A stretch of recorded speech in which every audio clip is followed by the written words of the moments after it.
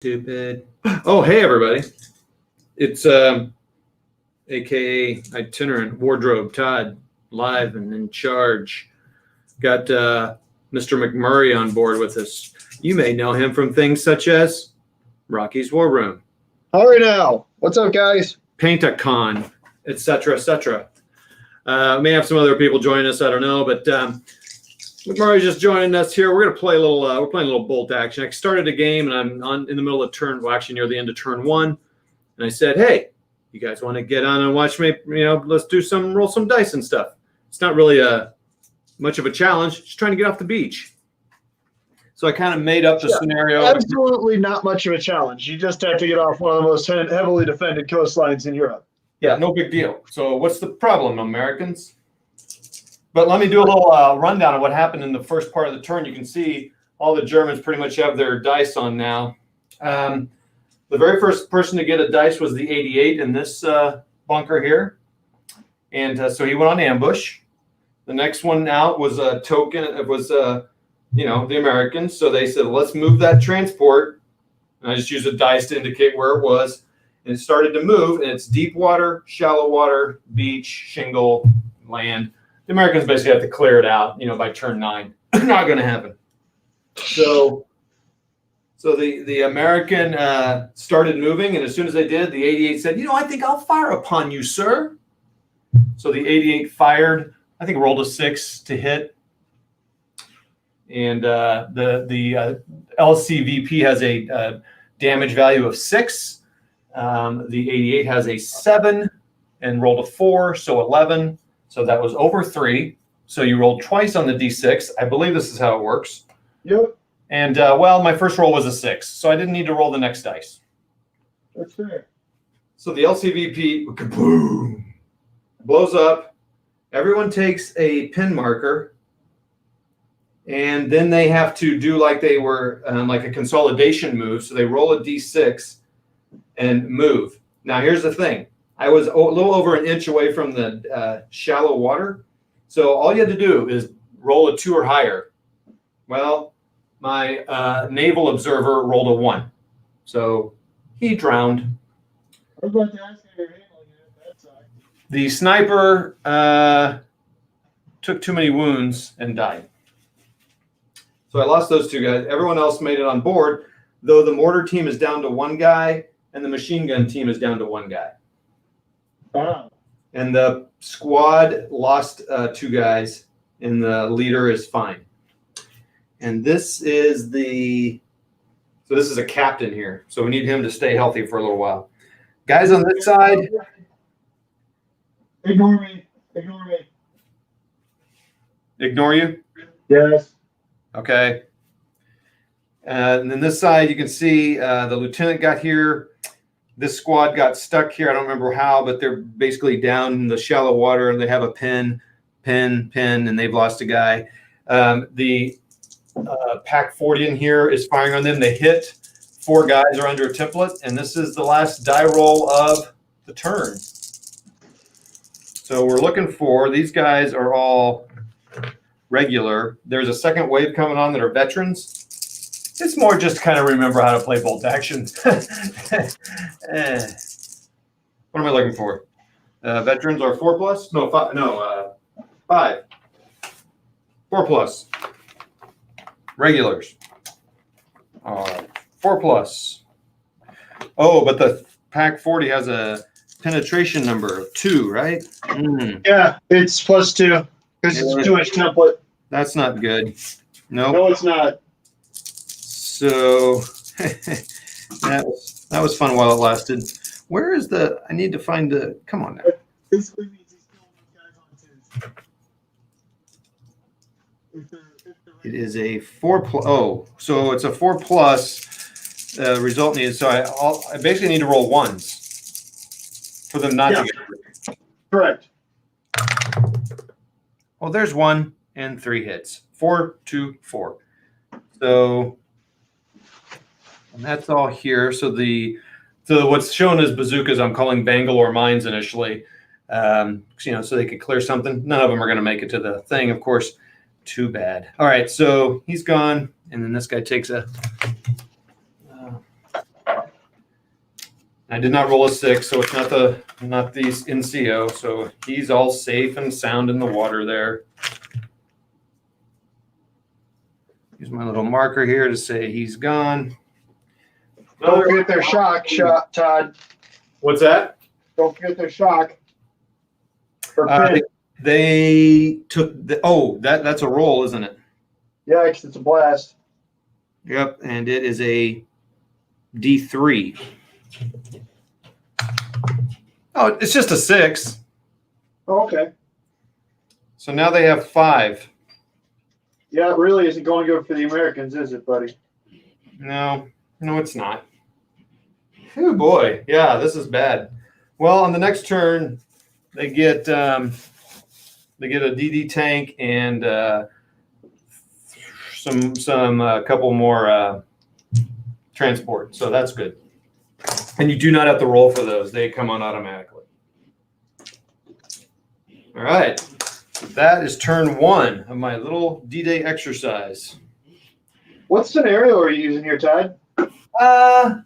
There's a couple of D-Day scenarios in the D-Day book. I just kind of made a similar.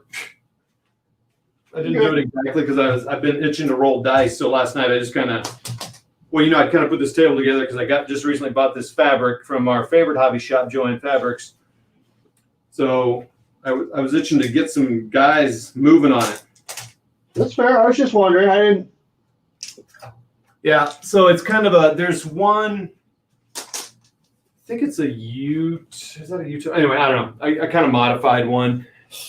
And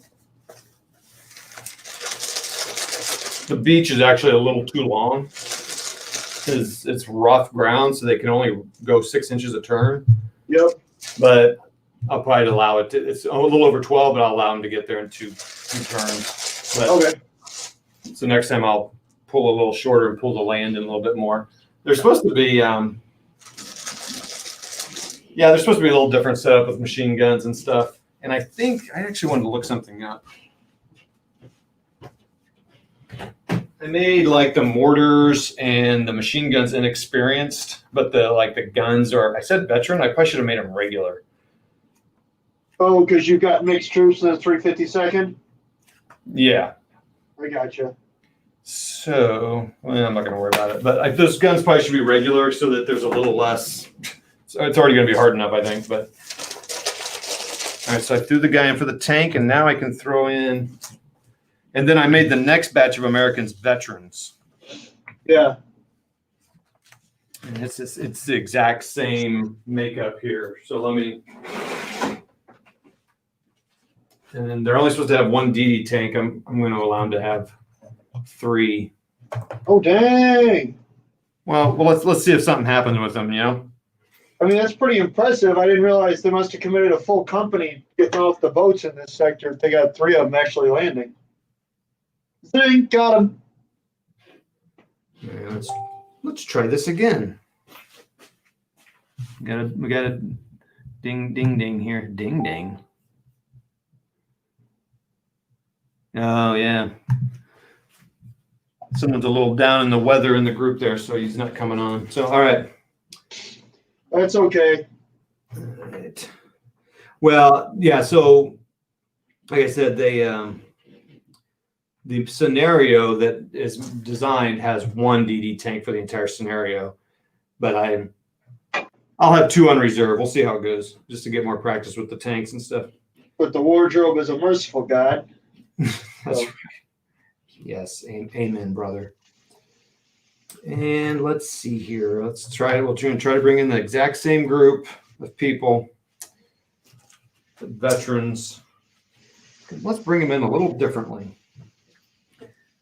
And let's use the blue. You know, we've talked about getting some LCVPs. I think it would be fun to have that and just put a couple guys in there and have that and move them up because it just would look cool. Oh, absolutely. Not necessary, I understand, but that's always the thing with transports and war games. They're not, they're frustrating sort of models, at least for me, because you don't really want to spend a bunch of money on them. But at the same time, they look so cool and add so much to a game that Yeah. Yeah. I don't know, man. McMurray is just a pawn in the game of life, dog. That is right, dog. So that's a separate unit. That's a separate unit. I don't have enough dice. I need more order dice to play a game like this. That's a unit. That's a unit. 2-1, 2-1, 2-2, 2, 2-1. Okay.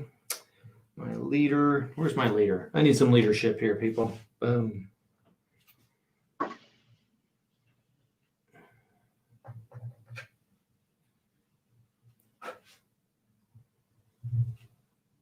You know who you need? It's Teddy Roosevelt Jr. Amen, brother. Some crazy dude with a cane wandering around on the beach getting shot at by MG-42s. Robert Redford. No, not Robert Redford. Who played him? I don't remember. Oh, we got comments here. Holy cow. Oh, really? Sweet. Big Yo, boy yo, yo. gaming, Kev. Yo, yo, yo.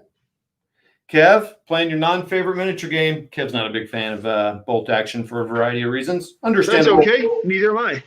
Yeah. And McMurray's got lots of games under his belt. So, Yankee War Gamer. There you go. Yankee's got some good well, first of all, Big Board's got, I don't even know how many, but he's got tons of videos, almost all board game.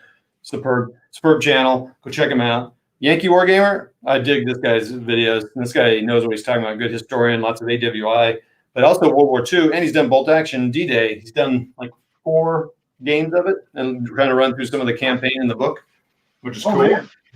Look at you go, buddy. Check him out. He's got good stuff. So Yankee War Gamer, good stuff. Well, sucks to be. Well, yes, it does. Yes, it does. Minis gamers, make it up as you go. Oh, easy there, buddy. Easy there. Kev's always amazed at the fast and free and looseness of our well, the rule says this, but I don't think that's what they meant. I'm trying Okay, some days you just gotta get down there and sniff the cardboard, man. Amen, brother. I'm trying to play this as much rules as written as possible, Kev. I really am. So I got McMurray here, the rules adjudicator, because I like saying adjudicator. All right. Sorry, everybody. A little pause here as I load up another LCVP that you can't see because they've got stealth mode on. Need a machine. Oh, dang. Look out, boys. So you can fit a whole platoon on about 32 guys on an LCVP in bolt action. I think I'm going to bring this DD tank over here, far as away from that 88 as possible. And what else do I need? I probably have a mortar. I already got a mortar. So I got 1, 2, 3, 4, 7, 8, and 9, 10. All right, so I do not have enough dice to bring these guys on now, so I could compromise and use these other dice as order dice. It's kind of hard to put, you can't put fake dice in here because then they're different sizes. Yeah, the one thing that we've done in the past is if you have 2 sets of like little Chessex 36 dice things, you just use 2 different colors. It's not ideal, but yeah. I think that's what I'm going to have to do because I do have these exact Chessex you're talking about. So, because most order dice you put down, you wind up just needing to know that they've been activated. You know what I mean? Yep. 1, 2, not necessarily exactly what that activation was. 6, 7, 8, 9, 10, 11, 12, 13, 14, 15, 16, 17, 18. Whew. So I need 18 red dice. Isn't this fun, everybody? What a fun game this is. Todd counting dice. I can't tell if the Todd's not having fun or what. Oh no, the wardrobe's having a good time. I'm just worried about my adoring fans. I don't know who those people are, but I'm worried about them. Let's see here. Kevin. Hey, Kevin, what's up? Matt. Henry Fonda. Yes, that's who it was. Thank you. Dang, Todd. Thanks for the bio. Oh, you're welcome, man. You've got a good channel. That played Teddy. Yep. Yep, we got it. We got a winner. Yeah, Henry Fonda. So Todd inspired me. Now I'm sitting here painting a horde of 15 minutes. Oh, thanks. 15 millimeter modern Soviets. When you say modern, I got a bunch of 15 millimeter like Cold War era stuff that I need to paint up. It looks cool that I really want to do, and I you know what I mean? It was one of those things that I was like, yes, I'm going to do this. This is going to be great. It's going to be good. I was going to paint them during the 24-hour thing. I wound up saying, no, I'm going to paint a variety of different stuff. And so they've just kind of been hanging out patiently, and I need to get back to them. Yeah, I got to tell you, when you have a big marathon of painting, I had a pretty good run there. Maybe it's what inspired Yankee Wargamer. Kind of burnt out, and I haven't gone back to building or painting for, gosh, probably 3 weeks now. It's amazing how fast the time flies. Yeah, I was the same way. And then a buddy of mine called me last Thursday and said, hey, you know, he's an older guy. I got a bunch of his stuff back in the day when he kind of said, you know what, I don't war game anymore. This is for you. Have fun.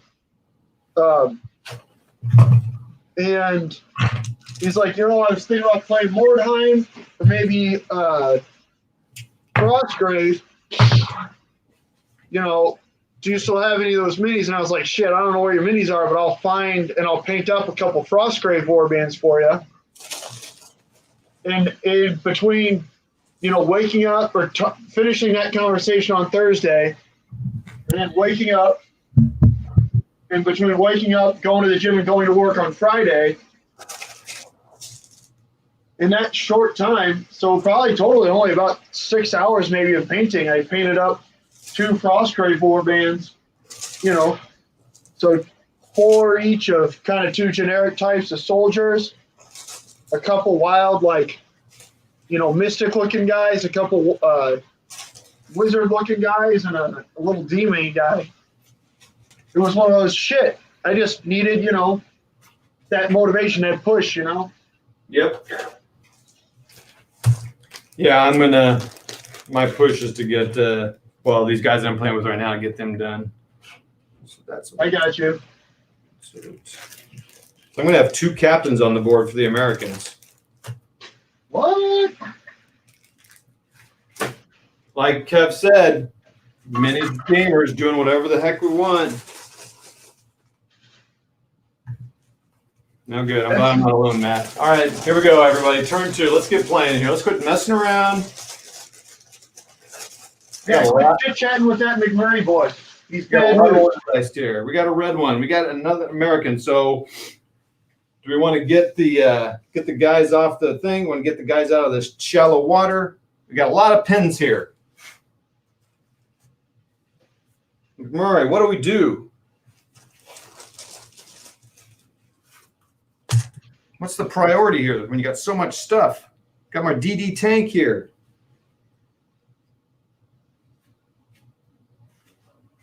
Need your Schwerpunkt, my man.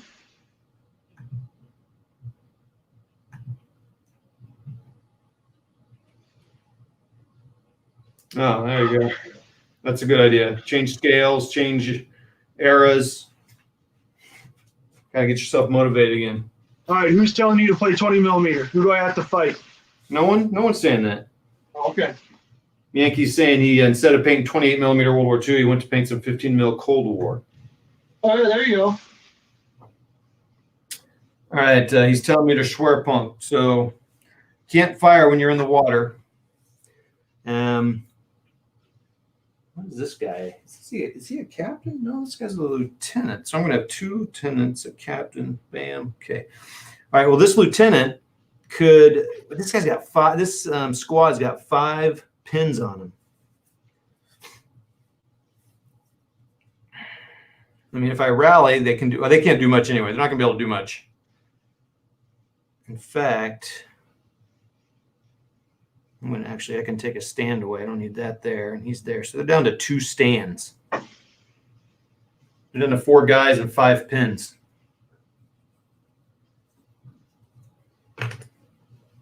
Yikes. Well, snap to it. I mean, this guy can fire into that bunker, but I don't think firing a machine gun into a bunker is going to do much. I think the bunkers are. Bunkers are pretty tough in bolt action, man. I'm not going to lie.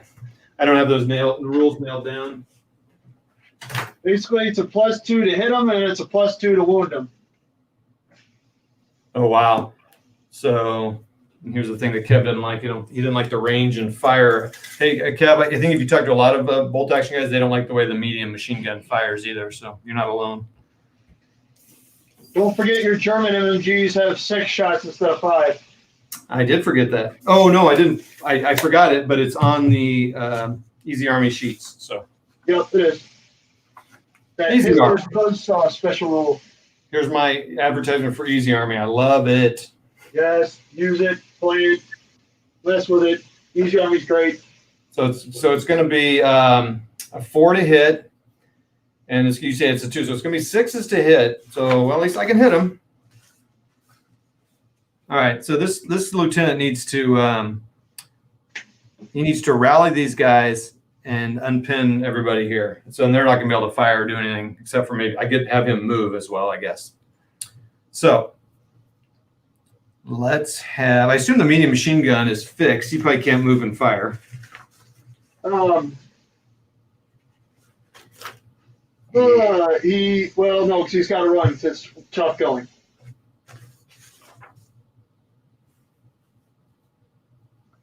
Medium machine gun. It's fixed. So yeah, he can't. He can't advance. I mean, he can advance, but he can't fire. Yeah. Okay. All right, so this guy's going to use a snap to it, boys.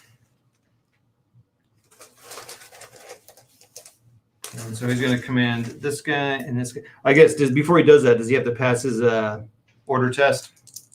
The lieutenant does. That's why it might be worth it just to have those guys rally independently, because they test for that on their full unmodified motivation, anyways. With his morale boost. Yeah, if he's close enough, they'll still get his bonus, but you don't have to worry about him possibly screwing up. Oh, I see. That's cool. So they go first, and he's within. Oh, he's just. Oh, come on. That's okay. Again, it's their unmodified thing, so they still only have to get whatever they are. It's not like they don't take penalties for having pin markers when you're rallying. Ooh, they're 9. I rolled a 9. Woo, you're good. So they rallied. So now I roll.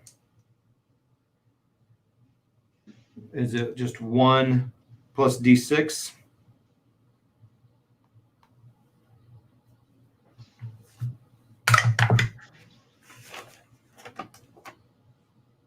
Rally, rally, rally. This is a great chart here, but they don't have everything on here. So I rallied. I rolled a 3. Does that mean 4 come off?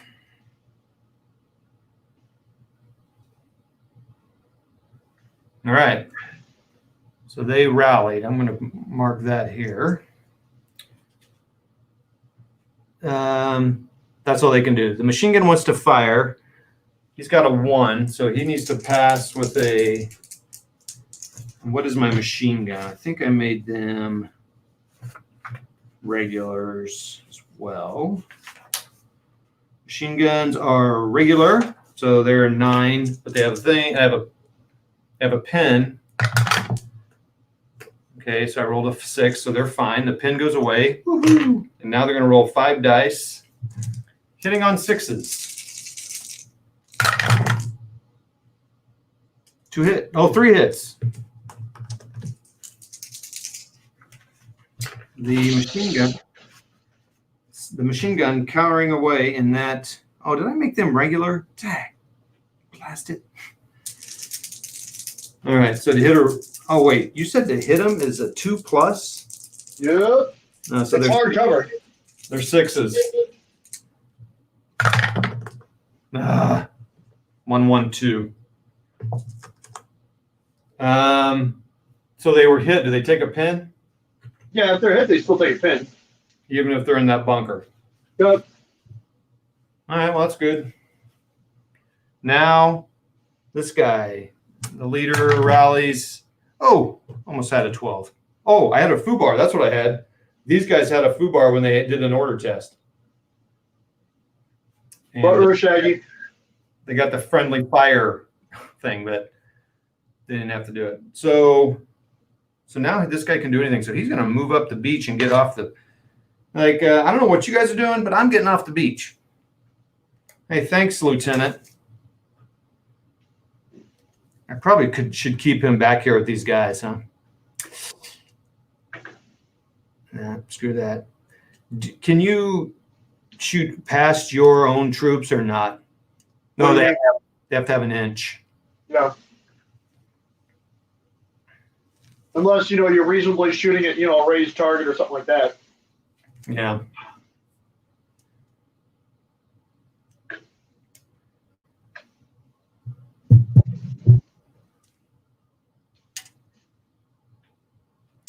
Let's see, where was he? He was there.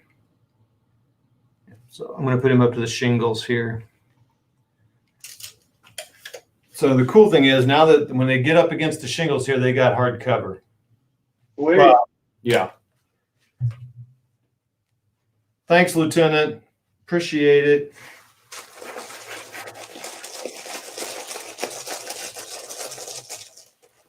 Oh, yeah, that guy's got it. Ooh, another American. I'm taking the advice. I'm schwerpunking. I'm getting off the beach. All right, this guy here. He is going to need. He's got a 1. I can't shoot if I'm in the water. If I advance, I can get up off the water into the beach. But I have to run. Hold on.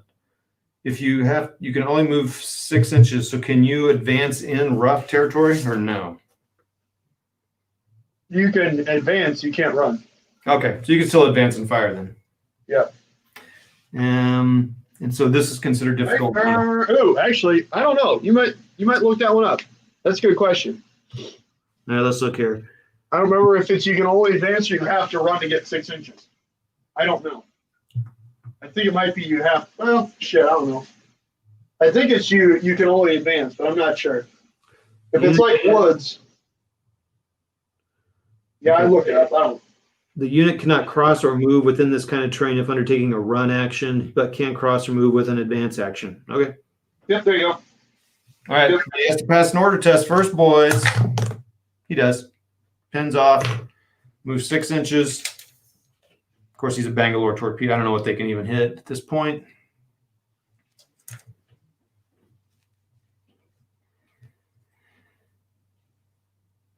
Yay, we're on the beach. So you can't pre-measure. So yeah, I'll just fire, I guess, up into that bunker if I can. And these guys are all rifles if I can't hit. I don't remember what my measurement was. I was 22 inches, so they're at least that. So what's the range of those rifles? Probably 24. 24. Well, they've already moved, so it doesn't do me any harm to do that. And so they're going to fire, and they can. So when you're measuring from a group of models, McMurray, do you measure like kind of from the center of the group, or do you go from each model? So like if this model is 26 inches, you can't fire them. I usually make sure that all the models are in range. Okay, well then. If I've got some that are in range and some that aren't, the ones that aren't can't fire. Okay, well then only these 3 can do it. Or these 3 stands, which I double base in 15. Weirdos. I'm sorry, what was that? I'm sorry, what? Who multi-bases? That's weird. Oh, come on, man. Them's fighting words. When COVID's over, we're fighting. Done. Cool. I'm your Huckleberry. Aw. All right, so I have a feeling I put the leader there probably has a pistol or a submachine gun or something. Beach Assault Squad, infantry with rifles, NCO with submachine gun. Everyone's got Bangalore torpedoes. So yeah, the leader is there with sub, so he can't fire. So we got 1, 2, 3, 4, 5 rifles. Okay, so oh man, it's going to be exceptional hits because it starts with a 3, the distance makes it 4, the cover makes it 5, 6, and then they moved 7. That's no problem. So how does that work? 6 and a plus of what? What's up? Exceptional hits. It's a 6 plus 6 and a 4. 6 and a 4 plus. Yep. Ooh, I got 1 6. Come on, this will be the one that takes him out, baby. Okay, we don't need to talk about that right now. All right, they're done. All right. Now, I want everyone on this screen watching me. Let's see what we got comments we got here as I go to draw a dice. What are these people talking? Oh, Tony's Board Life son. Oh man, goodness, we got some people talking here. Tony Board Life, another good channel. He's been playing against ID Jester and Rough Swordsman. They've been soloing the Hunters submarine game. Did you say they have been soloing? So the Hunters is a solo board game. And so they've each been playing it they're comparing their scores, how much tonnage they've sunk. I gotcha. That's pretty cool. Yeah. I don't know, Tony, who's in the lead on that deal. So the ID Jester, who kind of does what Matt does. He hosts these guys for like chats every week. Yeah. They're kind of challenging. ID's a trash talker, but okay. So Matt, I'm the opposite at the moment. I have built and painted about half a Russian infantry horde for Flames of War and needed a break. Yep. Yeah, that'll happen, dog. I started a few Perry miniatures, mounted men at arms. Good, good. I don't blame you. Fancy. Perry medievals are such nice figures. I've heard that about Perry's. Still waiting on a T-34 company to arrive so I can finish the Soviets. Hey, I know somebody that's got some T-34s. What? Wait, who needs T-34 company? Seriously. Matt, get with Todd. Figure that out. Get with Todd. You can have T-34s. Cheap, cheap, cheap. He says it's waiting for it to arrive, but I don't know. Let us know, Matt. Do you need some? Because someone might have bought a few too many. Yeah, couple. Hey, Yes.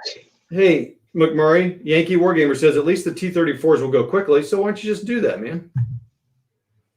That's fine, but there's like 70 something of them, and I needed like 20. I just laugh. He's tried to dish him off on me. I'm like, nope. Yeah, no, that's again. In case you guys missed it, Todd's going to be doing since he loves starter boxes, he's going to be doing a starter army T-34 battalion. I'm sorry, you cut out. I'm sorry, McMurray. Hey, we got Michael, the Restless Kaiser from Modeling for Advantage. Love it. That's another amazing channel. Go check him out. They are somewhat of an inspiration to me. Somewhat. They are. I like them a lot. They play about the size I'm playing here, about 4x4, give or take. It's a good game. I heard a lot about those guys. Yeah, those guys are great. I love them. Right, Matt? I love them in a purely modeling gaming fashion. Bit too late for me on a weeknight. We'll have to watch the replay tomorrow. Oh man, this replay is awesome. I mean, the action, the energy, the pageantry. LOL. I think I'm just going to leave that on there because that's kind of the nature. Okay, let's go, people. What's next? Uh-oh. The Germans. All right, Mr. McMurray, what do you think we should do here? We got an 88 here. We got like a Pack 30 something here. We got a 50 mil here. It's a small gun here. So it's a 37? Okay. Yeah. Then we got a Pack 40 here. We got a machine gun, mortars here with spotters. We should get those spotters out. Hold on. We got 2 inexperienced mortars with spotters. And so we got a spotter here and a spotter in here, whatever. He can, I don't know, whatever. I guess he can be anywhere. I think your mortars are going to start pounding those dudes who are on the beach. I think that's anything with the gun that's got an APBC cap on, it's going to keep plowing away at your landing craft. Should I make him ambush so he can fire when they start moving? Yeah. Seemed to work last time. Plus, I got Actually, here's something, little pro tip for you bolt action gamers out there. You always want to shoot your stuff that's ranging in at the end of your turn. So what do you mean? Should be like your mortars. Should be the last thing that you shoot in your turn. And then the first thing that you try and pop at the start of the next turn. So then you really maximize that kind of easing roll to range in. Not only that, but then if you do manage to range in on your last die of your turn, you know darn well that the first die, your opponent is going to have to move those first, because then you're going to hit him again on a 2-up. I'm putting the Pack 40 on here. Just a little helpful hint from the guy who's played far too much bolt action.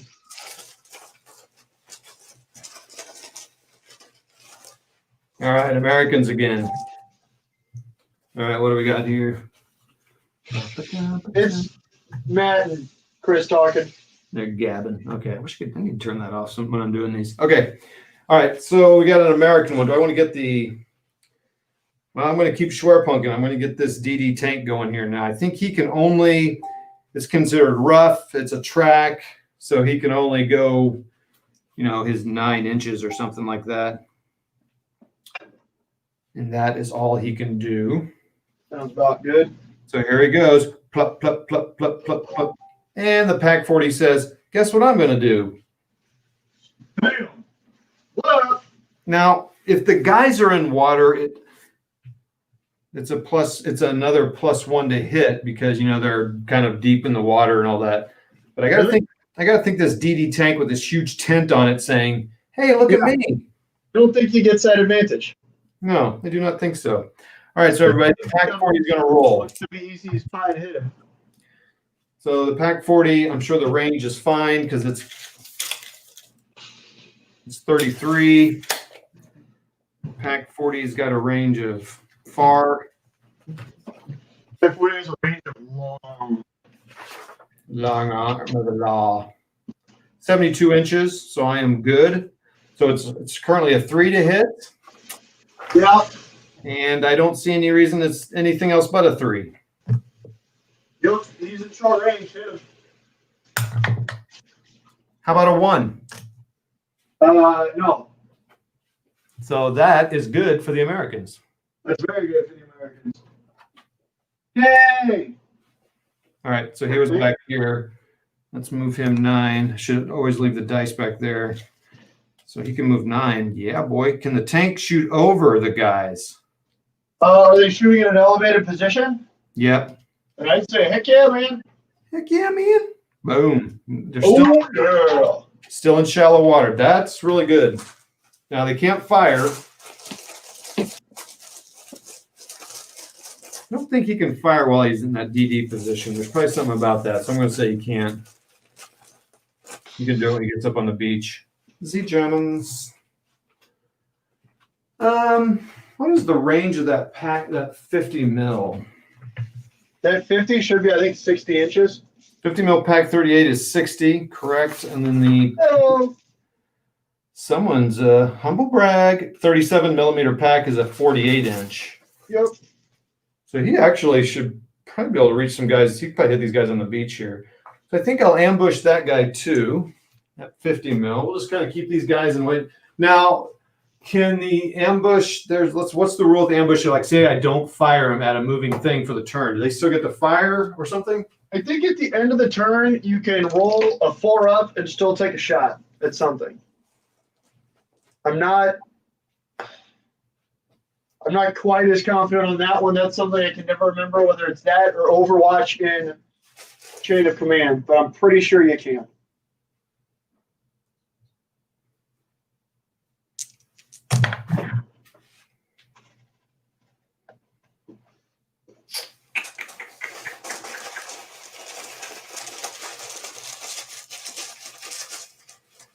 Let's see here. I got 1, 2, 3, 4, 5, 6, 7. It might be a dice. I got a blue dice sitting here. I'm not sure what it's from. So, okay. Americans. Let's get this DD bad boy up here. So he's going to move up. And so he starts to move, but as soon as he does, guess what happens? Bam! I think we're going to take it from this 88. I'm going to keep the confidence of the 88. Let's think here. That 50's got a, he said 60-inch. He's facing this direction, so he really can't see over there. So this, he's going to fire over here. So boom. 46. So it is over half of his range. So now it's a 40 hit. I don't know. I think that's it. Correct. 4. Oh boy. Well, it's a 6. So it's an automatic. You hit? Penetration of 7. His damage is 6+. Yeah. Well, But- on a one you always fail. Come on. Oh baby. What'd you roll? 1. Are you shitting me? So wait a minute. You're saying the damage is, if a 1, it's a nothing? I'm pretty sure you can check it. Let's check. We're checking going to the studio in New York here. Yeah, call New York. Yeah, guys are standing in the hood. They're looking at the stuff here.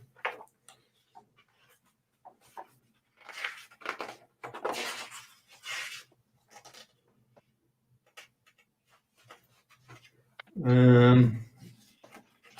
mean, it's definitely hitting the side. I just can't imagine that matters at all in this thing. But Oh. Yeah, well, it would give it a +1 anyways. You Well- might have just gone straight through it, Dad. 1 or less. Yeah, I don't think that happens on the damage. Again, we're getting into, I don't know if it goes straight through here or if it goes straight through Flames of War. Oh, wait. Oh, here it is. Remember, the additional modifiers do not apply to small arms fire, blah, blah, blah. Remember also that an unmodified roll of 1 always fails to damage regardless of modifiers. Oh, look at your boy. Boom. Look at your boy, McMurray. Boom. Dang, 2 misses by the big guns. Woo. Whew. Whew. So these guys go 9 as well. You got some 88 ammo loaded by Oscar Schindler there. So they get right here. So a transport, can you dismount immediately, or do you have to give them orders? Your guys inside should have their own order dice. Right. I've not used the transports much. Like, this is the first game I've ever used transport. So I thought, let's just go straight. You should have 1 order die for your transport and 1 order die for the guys inside. Yeah. And so the question is, can they dismount right now, or do I have to draw it for them? You have to draw it. Did the transport run or advance? Well, they can only go slow. They can only go advance in the water. Okay, then yeah. Then they go on their order dice. Okay.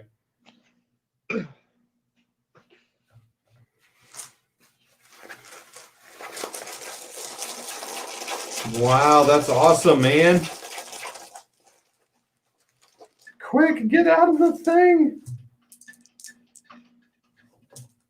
Germans. All right, let's go.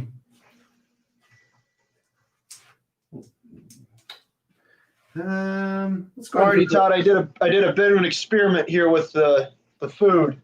Let's everybody. Let's hear McMurray's meal for the bolt action game. I enjoy oatmeal quite a bit actually, but I tried a with it being, under a week from Trafalgar Day, being the 21st. So what, we're 5 days off that now? Mm-hmm. I Sure. tried a burgoo style oatmeal. So a savory oatmeal instead of a sweet oatmeal. So I tossed in some drippings from a bunch of beef that I made, a little bit of salt. There's no dried peas, but this may be a terrible idea. This might be really good, but either way, I got a big old bowl of oatmeal that's brown waiting on me. Trafalgar Day. Yeah, buddy. My man Leroy Jenkins, Horatio Nelson, did all the good stuff. Yeah, no, I had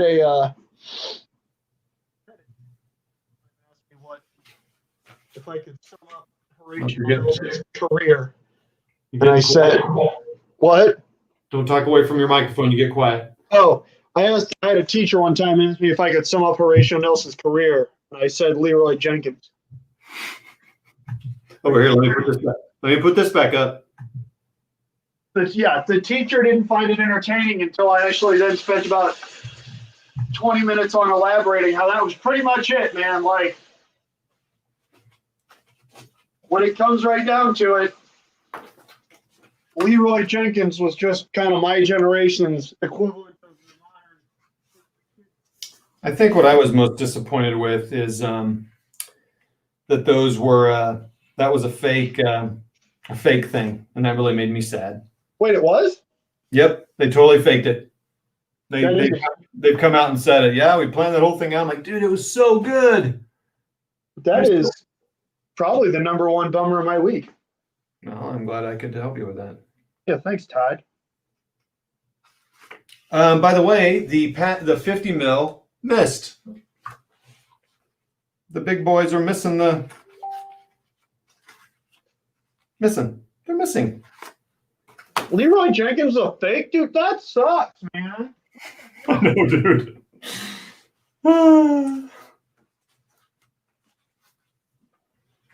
By the way, everyone, I'm sure Warlord needs my help, but the new D-Day British.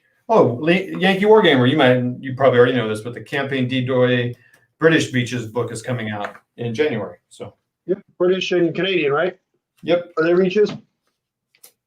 I'm excited. I am as well. All right, so without having, I've done this with chunks of beef in the oatmeal before. With just the juice, it's not super great.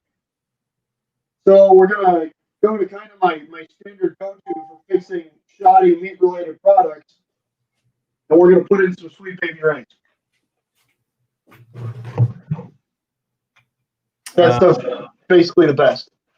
What is it? Step again? Sweet Baby Ray's, man. Oh, Sweet Baby Ray's, yeah. Barbecue sauce on earth. Ever. Original, baby. I feel like there's something different about the way About what? About the way the LCVPs worked. Todd said P. Sorry. I'm not sure, man. What do you mean by different about how they work? Please hold. I was trying to help. I'm doing what makes videos fantastic. I'm reading. All right, blah blah blah. Nope. I think it's all okay. So it would be cool, obviously, to put beach obstacles here and do all that stuff, but guess what? I don't. All right, so they made it up there.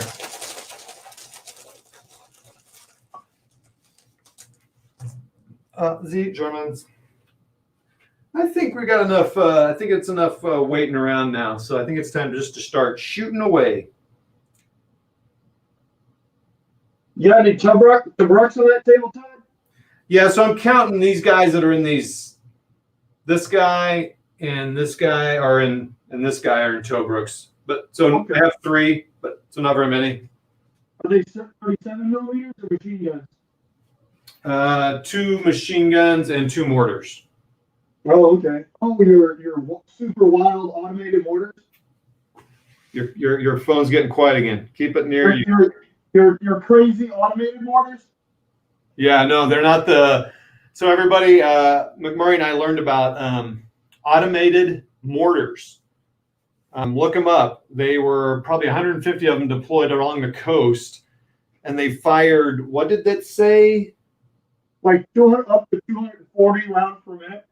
Yeah, but operationally they didn't do that many, but they could have.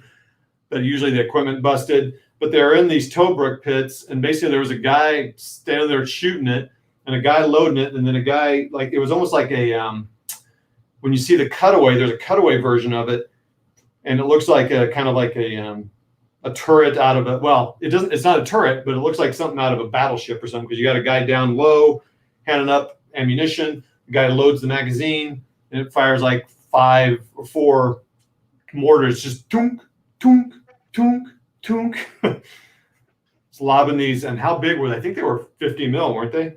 Yeah, they were 2-inch mortars. So, yeah, but that I think that was an option in the Flames War book. Okay.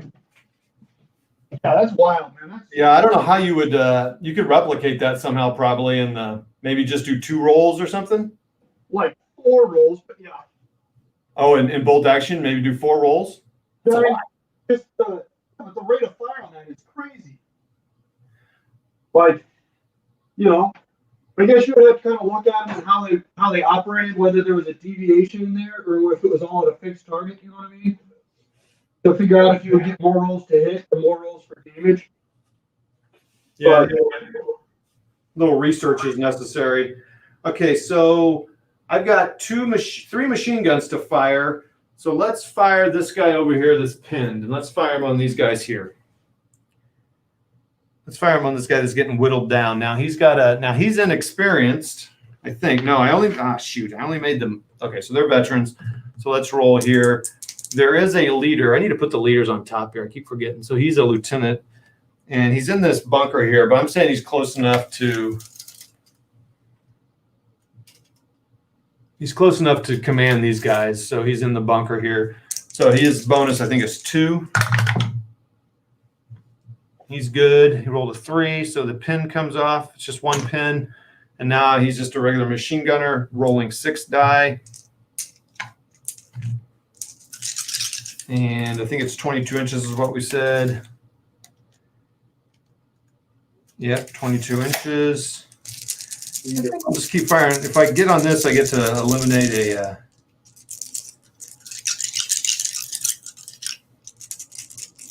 small team is 2 guys, I think, right? Yep.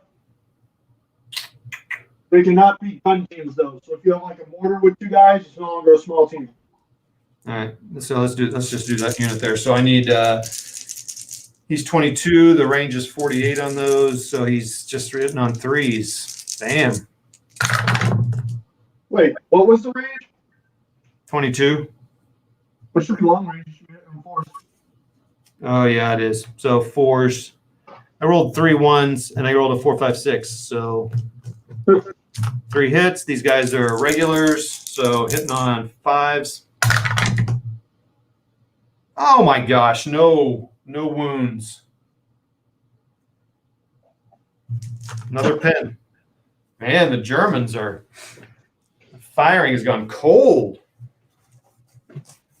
So, this is when, so bolt action doesn't have a opportunity fire mechanic per se. It does if you ambush. But I feel like like this and Flames of War and some of the games that don't have them, I feel like it kind of works because the way they design the game is like, you still have the same effect, I think.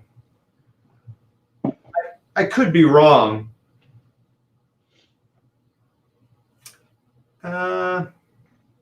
So the Germans only have 1, 2. They have all their no.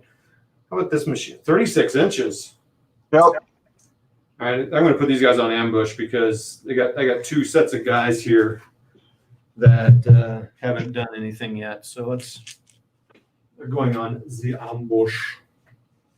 I guess I could put. I've got a lieutenant here. He could put them both on ambush. Let's do that. and he'll just go down. Down, ambush, ambush.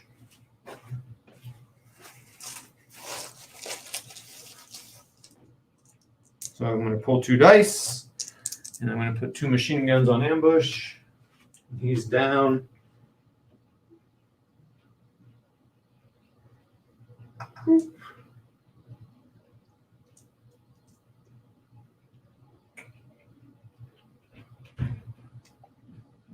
All right. How long have we been on here? 55 minutes. I'm sure it seems like, okay, looks like a good book. I'm excited to see some Canadian paratroopers too. Oh, yeah. Where did the Canadian paratroopers drop into? I don't know. West of the Americans, east of the Americans. Educate us, Yankee Wargamer. Were they a part of the Maryville battery stuff? Maryville? I would assume they were probably somewhere near Con, but yeah. All right. I am on my last. Well, is that accurate here? So I've got a captain. I need to put these guys up here. I keep forgetting where they are. I got a captain and a lieutenant that don't have their orders placed yet. Is there anything they can do? I mean, besides just go down and be there to rally and stuff. That's pretty much it, especially if everybody else is gone. Then they can't, snap too. So can they? So yeah, they can't. Huh? I'll just have them go down then. I'm pulling up. I'm doing the McMurray. I'm waiting until the very last to range in these mortars.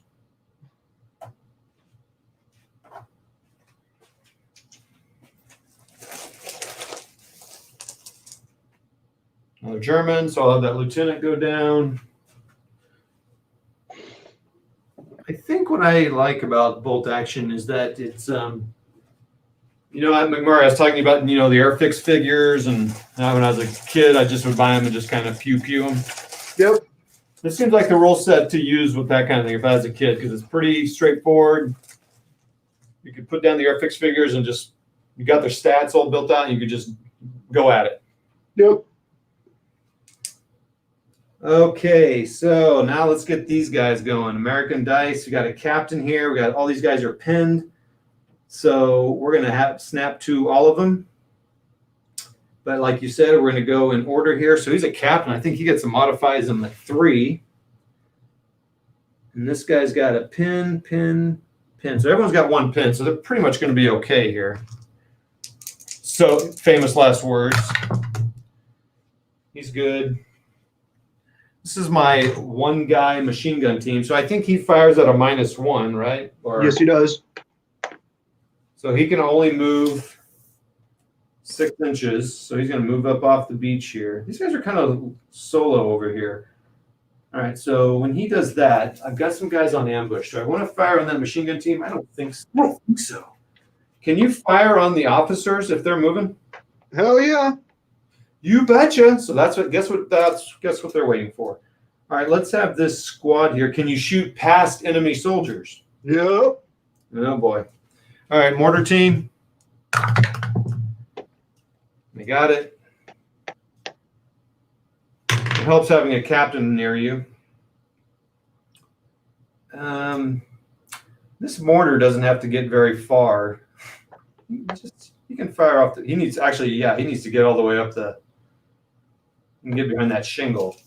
So I think that machine gun's going to fire in that mortar. Let's get rid of that guy. So he's going to fire over here. So he's going into fire mode. 36 inches. So it's going to be hitting on 4s. No cover. Wide open. 6 dice. Hitting on 4s. Oh, it's just 1 guy. It's 1 poor soul left in the mortar team. So he's carrying the ammunition. He's carrying the tube. I'm about to say he's carrying tube, base plate, the bipod, the ammunition. You got like John Henry right there.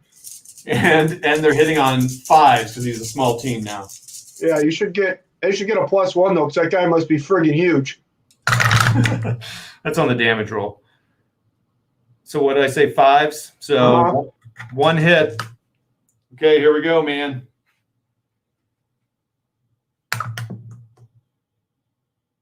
One. He pins, but he's fine. Man, this is going well. All right, so I'm sorry, McMurray. You said you can fire through enemy troops. No, you can fire through enemy, just not your own. Yep. Okay, makes sense. All right, so this guy's gonna roll. Come on, baby. Perfect. And up there, boom, boom. And the pin comes off. You guys are losing their pins. Let's see, what do I have left? I got the one machine gun. The one machine gun's waiting for a particular person here to move, which he will do here. Oh, I need to give all those guys their dice. Ooh, I rolled a 10 on that guy. Thank goodness. He passes. Well, actually, he wouldn't have because he's got a pin, but their own leader modifier modifies the roll, right? Uh-huh. So, boom, boom, boom. So he's good. Pin comes off. And he's going to move. I think I want to move him. His range is 12 inches. It's pretty good. I'm just going to move him back here.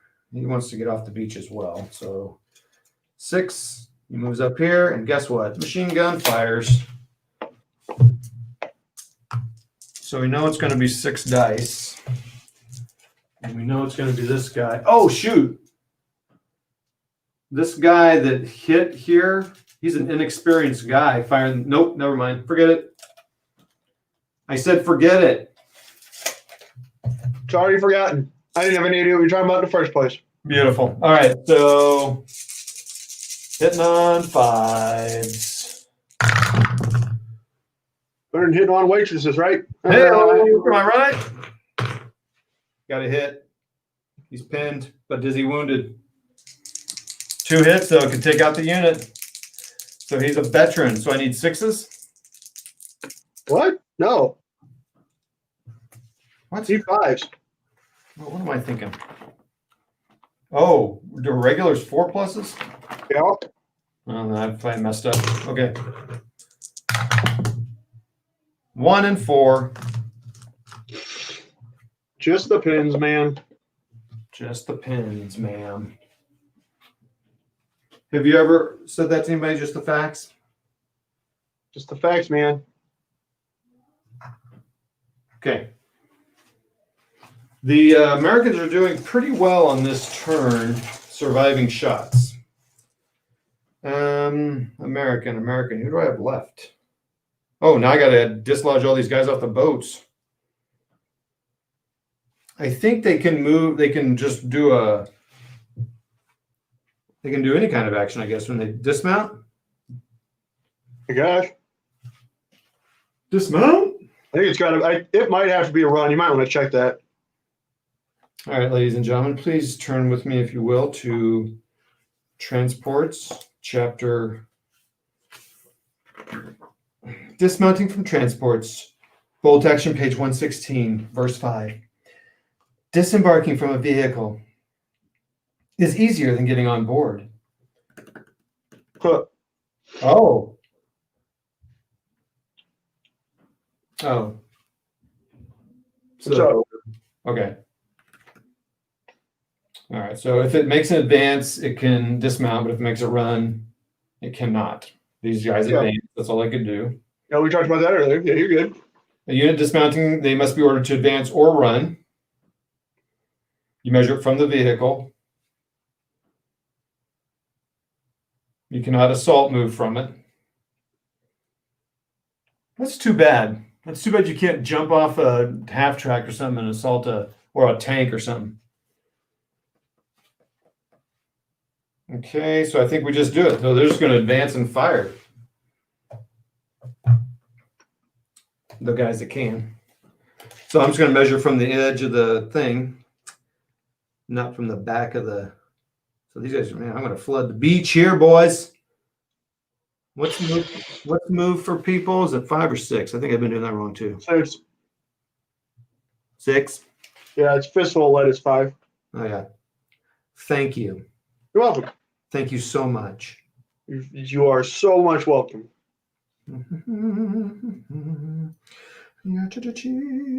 So 1 3 2 1 2 2 2 3. Lieutenants leading the way. Oh wait, what am I doing? Oh, I should use my lieutenant to snappy to it. So the lieutenant will snap 2 units going. So we'll get the squads off the boat. So he's going. He ran. That squad will run this way. I'll put them over here. Man, look at them flooding the beach, all yelling, thinking, why? Why? Really? Seriously, why am I doing this? Whose idea was this? Okay, there we go. Moreover, we've had battleships in the channel for the last 4 months. Why aren't I just staring at a hillside full of 15-inch gun craters? Yeah, well, oh. Actually, I'm supposed to have a naval air controller. My last naval air controller was killed. So he is with this troop here. So I'm going to put him on this one. Naval air controller or naval fire controller? Naval fire. You may have heard one thing, but I meant another. I'm just wondering, man. So now can a forward air controller move and observe at the same time? No. I don't believe so. Probably not. We'll use him last. All right, so another guy. So let's move him. Just flooding the beach here. So he's going to go there. I'm going to put another red die in here, I think. All right, mortar time. All right, so everybody, let's learn how to mortar. So these guys are inexperienced.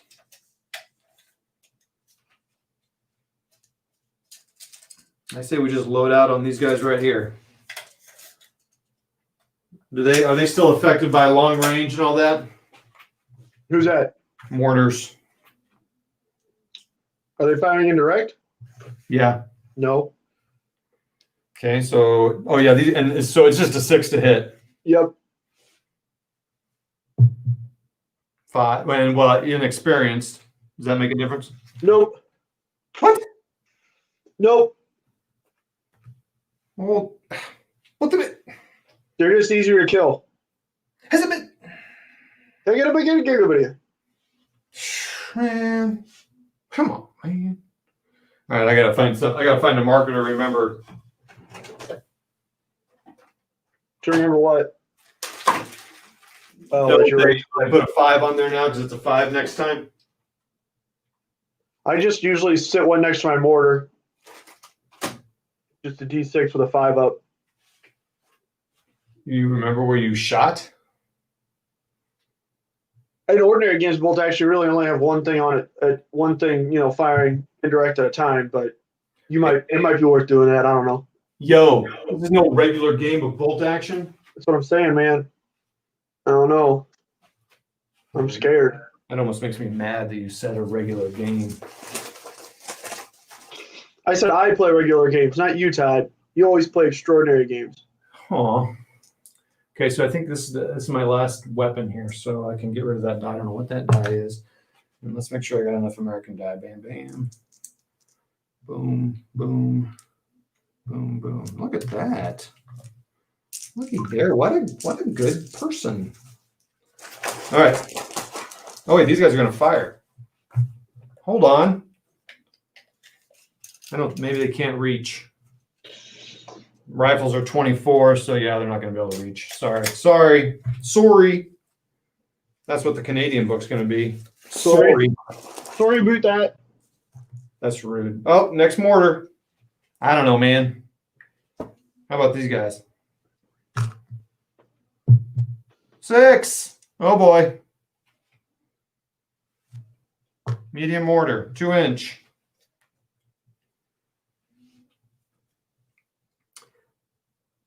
Well, I'm going to put it on the leader. I assume you can do that. PMCO. Per the rules, you have to put it where you can cover the most guys. But yeah, Oh, okay. Well, so it's been kind of weird. I'm like, well, it's kind of hard because I'm always going to cover two. I'm even. yeah. I mean, you're always going to cover at least two in bolt action, anyways. So you can never have your guys more than 1 inch apart. Yeah. But I one time used a rule just saying if it was a 1 inch template, I hit two. If it's 2 inch, I hit three.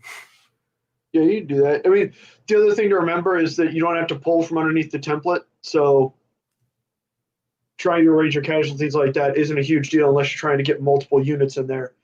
But you still target based on getting the most casualties from the targeted unit, not total. So Okay. Well, I can get these. I can get three doing that. So unless you're really trying to monkey with how you're gaming the templates, it's usually not a huge deal. gotcha. All right. Well, we'll go hitting these guys here. All right. So then I'm hitting three guys. So these guys are hitting on. These guys are veterans, so they're fives.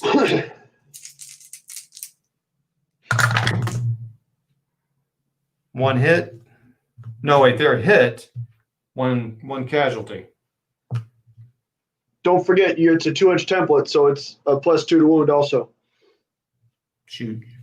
So you're wounding if are they veterans or regulars? Veterans, so They're threes. wounding on threes. Yep. I'm gonna roll the other two dice. I don't remember.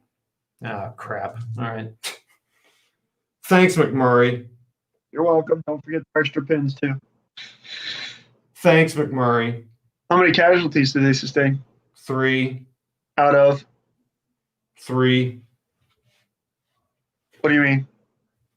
I mean, I had 3 guys under the template, and I got 3 wounds. How many in the unit total? Oh. 1, 2, 3, 4, 5, 6, 7, 8. 8. 3 out of Okay. 9. Okay. Yeah, then just don't forget the pins. I was going to say, remember when you hit 50%,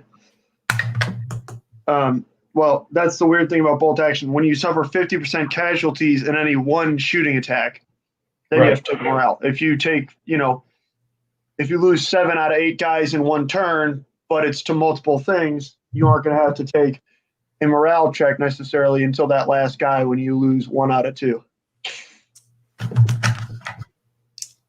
Which is incredibly frustrating, but yeah.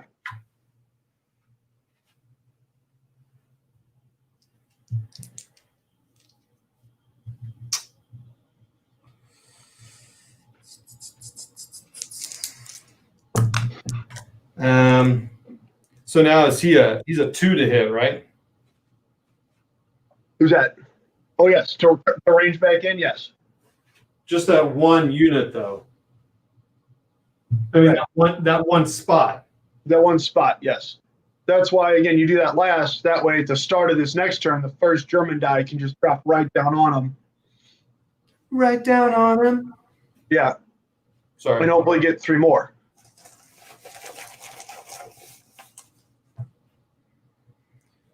The Americans. Woo! Sniper. Boom. It's all American. Go. The All-American hero. Boom. Sorry, you're fixed. You can't do anything. Sorry. Sorry, loser. That's not nice. Man, your boy McMurray has to go outside and grab stuff out of his car that I left out there yesterday. Cold. Yeah, ladies and gentlemen, it's cold here today. This is going to suck. Good luck. I got to put on a jacket over my Union suit, too, because there's no way this is going to be warm enough on its own. A real American hero. Oh, wait, can these guys fire? I'm going to say America. They're firing. Oh, wait a minute. Do the Americans get a bonus? They don't. They penalized for moving and firing? Not with their rifles, no. Oh, well, there you go. Not with their rifles and BARs. All right. So then we got 1, 2, 3, 4, 5, 6, 7. 7. They are 3s. They are long range, so 4s, and they're firing at a bunker 6. 7, baby. 7s on 6s. Let's go. Yep, one hit. Hey man, there's a pin. That's what you need. And they are regulars, so 4s. But with that, 6s. Oh, saw the 6 roll around.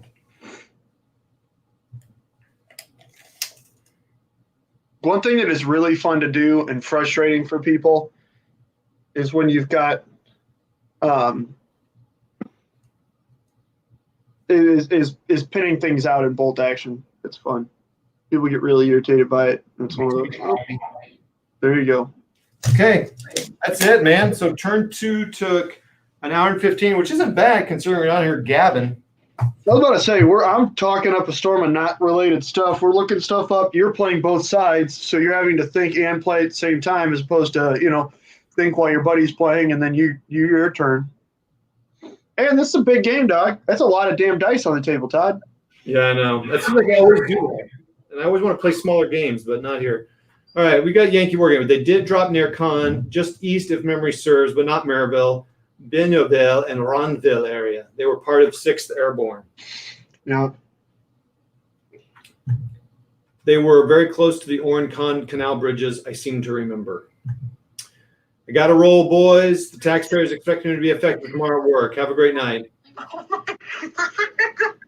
Grayson, what'd you do? What the heck is that? Evening, Mr. Robe. Hey, what's up, man? Hexes and Soldiers, another great channel out there. Go check it out. This Hexes and Soldiers is a cool cat. He's starting to play some more miniature games. Hey, when McMurray gets in here, I want to stay on here for a second, Jason. I want to tell McMurray what you've done with your Napoleonics. I think. What have you done? Did you put them on dinosaurs? No.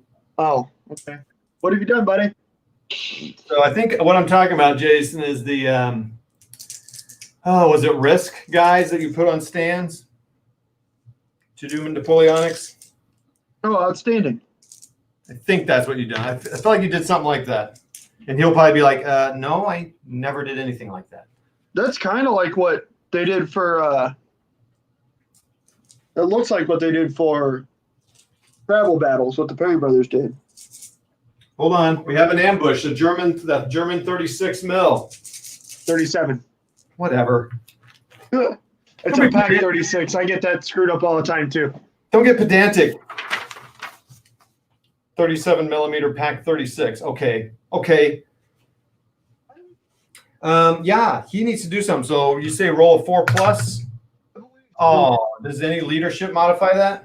I don't think so. I rolled a 3. Wah, wah. Wah, wah, wah. So this is what I'm talking about. The Germans, man, this is what I'm talking about. I don't know. I like bolt action. I don't care what you say. Again, it's not that I dislike bolt action. It's especially if you're playing with fun people, it's really fun to play with. But playing competitively can get old. Oh, yeah, no. No, thank you. I do like Chain of Command too, though.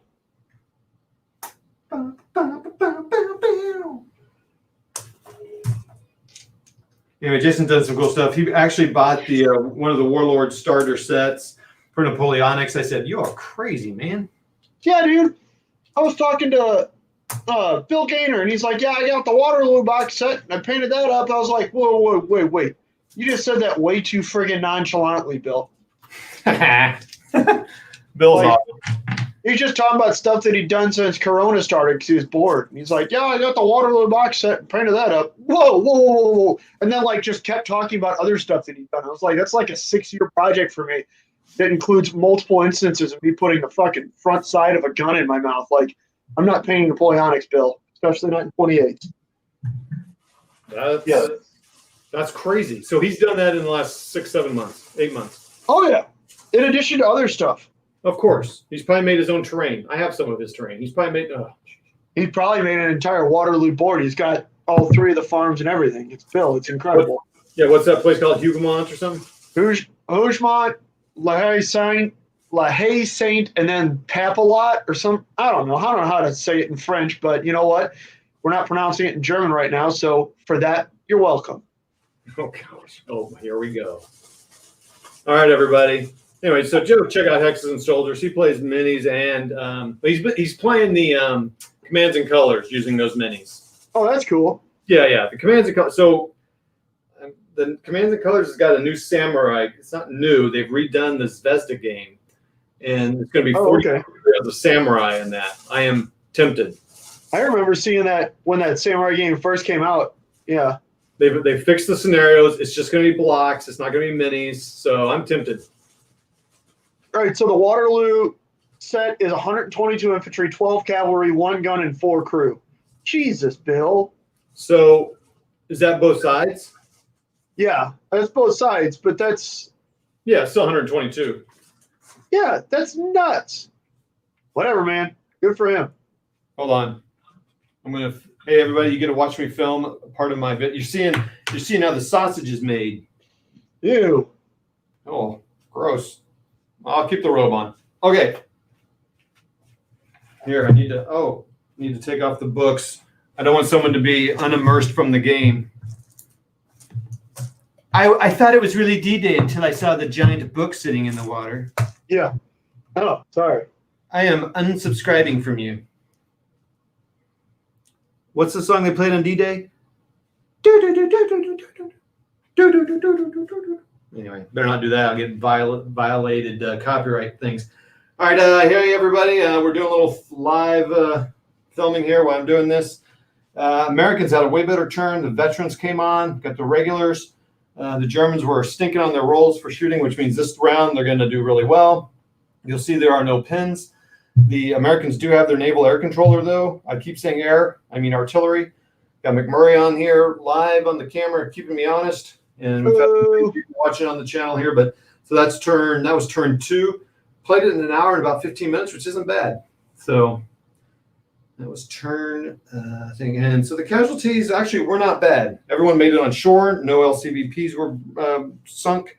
The DD tank so far is on. So we need that DD tank to get up there and start laying waste, maybe even, I don't know if it can smoke or not. All right. We'll talk to you later. Toodles. Oh, you know what I just did? I shot a non-video, meaning I didn't hit start. Nice. Yes. It was a dry run. It was a dress rehearsal, buddy. You're good. Yeah. Okay. Ready, everybody? Let's try that again. Okay. Never mind. This is take 2. I didn't hit start on the last time. All right. So let's have that same energy I had last time. So turn 2 is over. The Americans pretty much all made it on shore. No LCVPs were sunk because the Germans flubbed some rolls. They had lots of ambush opportunities. The DD made it up at least up to the edge of the water. And we do have one lieutenant that's like, I'm getting up here by the shingles. Are you crazy?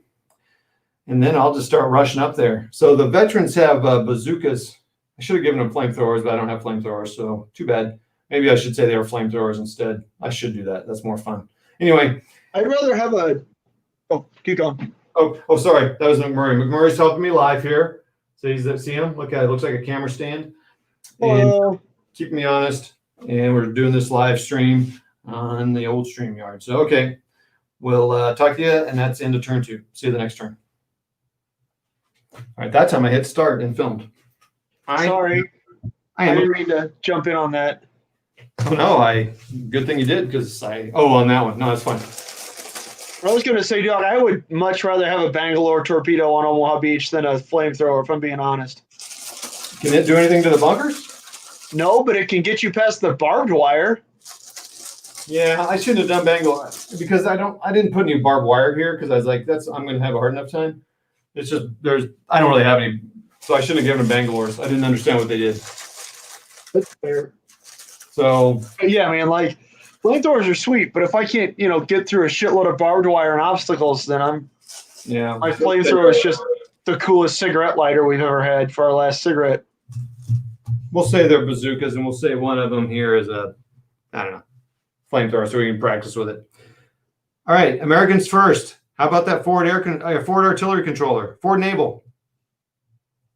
Let's do it. Where is he? Hello? Hello? Well, there you are. I thought he was kind of near the center somewhere. I have to look this up here. because it's a little different, I think, in this case. All right, page 158 in the D-Day book. All right. He's a veteran. Okay, I don't care, blah, blah, blah. All right, got a lot of little bullet points here. When fire for effect is rolled on the artillery barrage chart, follow these rules. Roll the die for each unit, friend or foe, within D6 plus 9 inches of the aiming point. All right, well, let's first of all, so let's fire for effect. I assume it's just regular.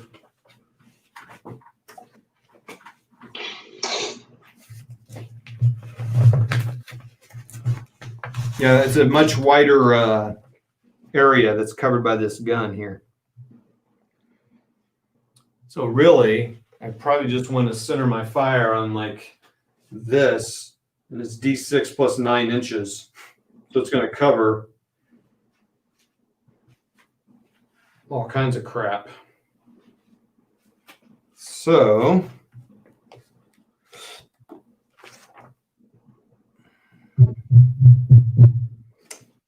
page 86.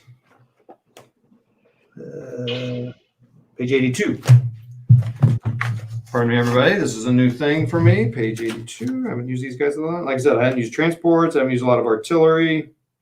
So I thought, let's just throw it all in at once. Oh, I like it when they get the page wrong in the main rule book. When they Oh, yeah, right. I'll tell you what, though, they do it a lot, and most of it's right, and I really appreciate them doing it. It's not too bad of a rulebook, to be honest with you. I've played with way worse rulebooks. So it's kind of funny when it's off like that. Page 82. It's not even. Oh, here we are. Page 83. Oh, that's fine. It's fine. It's close. All right. There'll be a fire order. Calling either an artillery barrage to represent this, you'll need a token of some kind, a colored chit. Place the token anywhere within sight of the artillery observer. This token represents the aiming point. All right. We're going to use the handy dandy tile spacer. I'm going to put them right here. It's going to be at least 9-inch radius plus D6. So I think I got everything covered there. All right. At the start of each, oh, wait, he can just do that now? Oh, crap. What's that? Yeah, your naval gun comes in at the start. Like, it just drops on somebody's head. You nominate, or I'm sorry. You didn't call it in, did you? I'm calling it in now. Wait till the end of the turn, Todd, just like with your artillery, buddy. Unless you're afraid he's going to get killed. Although with the German static positions like that, you're probably good just calling it in. Okay, yeah, Sorry. I will, because it stays even if it's. All right, so once the token has been placed on the battlefield at the start of each following turn before drawing any other dice, roll a d6. Okay, so now I have to remember that that's what that's for. So he's called it.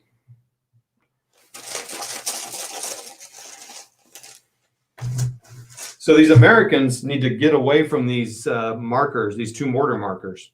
Yes, they do. Although, again, if I were the Germans, I would drop that thing right now. Drop it like it's hot. I can't. I'm not pulled a dice yet. Oh. Oh. Gross. That's disgusting. Yeah, it's All nasty. right. So this guy's going to move this. So is there any leadership anywhere close? This lieutenant is within. Is it 6 inches for lieutenants? Yep. No comments, please. All right, 6 inches for the lieutenant. Fine. No help for Todd. Okay, so he can reach him. So it gives him a bonus. He's got one. Actually, you know what? Actually. This lieutenant needs to command both these guys because I got two mortar things real close. So he's going to snap to it. Nice, good. Tactical use there, Mr. Reed. Mr. Wardrobe. All right, so he's gonna have him dance, and he's in the dancing. We're gonna have him go first. See if he passes his. Come on, baby. Yeah, pin gone. Move 6 inches. Boop, boop, boop, boop. Now, can they hit anything? I'd say they're within. Can they hit a lone spotter? Yeah, I think they always count as being down, and they're a small team. And they move, but that doesn't matter. Well, I do know they always count as down. They're a small team, so it's a pain to hit them. But yeah, you can. 'Cause if I hit him, that mortar's, can't do jack. But I think I'm going to fire. What's the range of a bazooka? But it's not very far. 12 inches, I believe. Maybe 24. I think it's 12. I don't know, man. Come on, man. You're my expert. Yeah, I know. I don't play with bazookas very often. Or Panzer Shreks, to be honest. Or Panzer Shreks, to be honest, because Shreks are expensive, man. They're like 80 points in that game. 24 inches. So I'm going to fire anyway. So I'm going to fire the rifles. I got 1, 2, 3, 1, 2, 3, 4. Oh, wait, no. 3 rifles and a bazooka. Oh, shoot. The bazooka's by himself now. So is that going to be a -1 for him? And does he fire like a tank gun? So if I roll 1 dice? Yeah, it's 1 die. I don't even think it has a blast, to be honest with you. Well, they said actually, the bazookas they used in D-Day were different for bunker busting. I mean, that's fair, but I still feel like that's more of an armor-piercing / heat projectile than a HE projectile. I don't know. I don't believe in the rules they have an HE. They do have a penetration value. It's a +5. So if you hit something, it's going to die, but you got to hit it still. All right. Well, so we'll roll the 3 rifles first at the bunker, and we said it's a 4 to hit because of the distance. It's a bunker 5.6. No, it doesn't matter. No hits. And now, so the bazooka is going to fire 1 die, same number. Oh, 6, baby.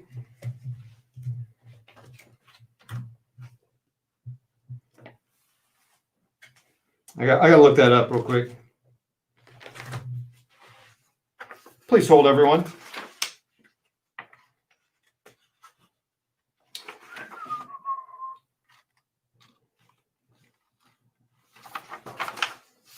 I hope everyone's holding. Hold it.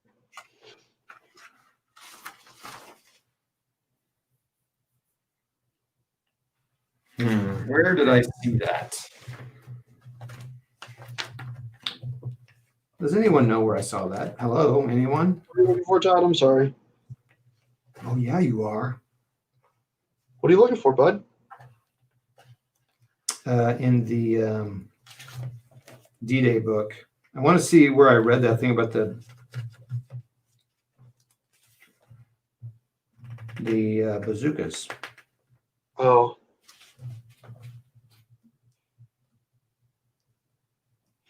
I do not know, my friend. He does not know, he says. Where?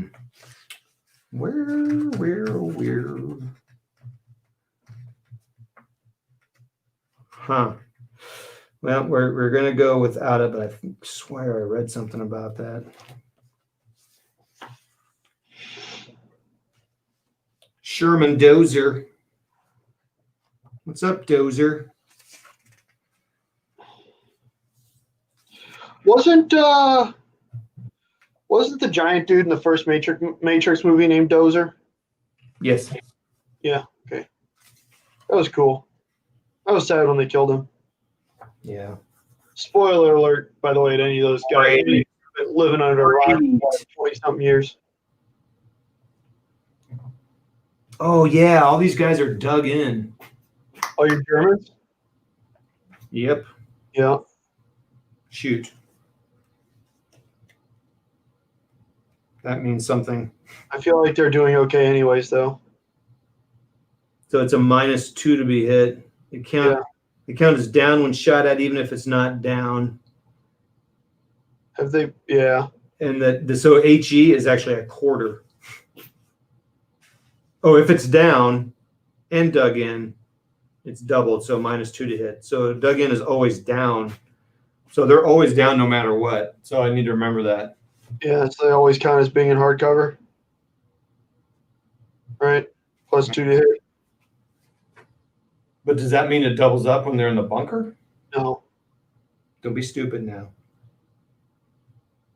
You can also do hidden setup, but I didn't mess with that. I wonder which bunker they're in. I don't know.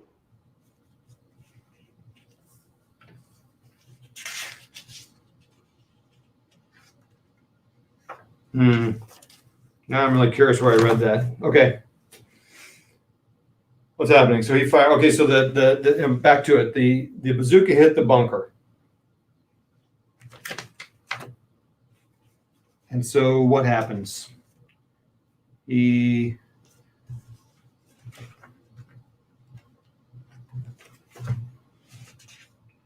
I don't know what to do. So it's a shaped charge, pin of +5. You need to look at the chart. I'd not say shard.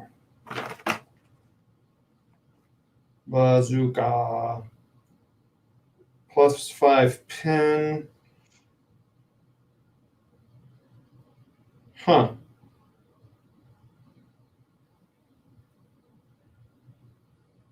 So I just roll 1 to hit.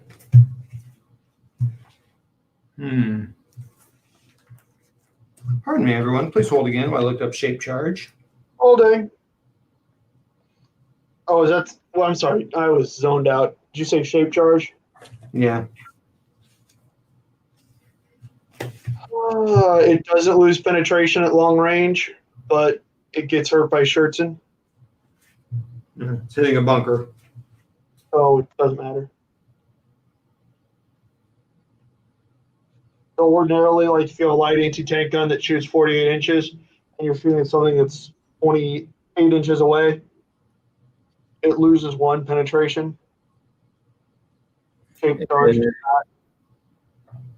because you're not getting penetration as much from the velocity as you are from the actual shaped charge and the propellant there. So the question is, how do I? So I hit him. So now what happens? You hit the bunker. Yep. Roll to wound. What's that? Roll the wound. There is not an HE on your bazooka, is there? Not that I see. No. Okay, then you just roll the wound. But it's a 2 up and it's dead.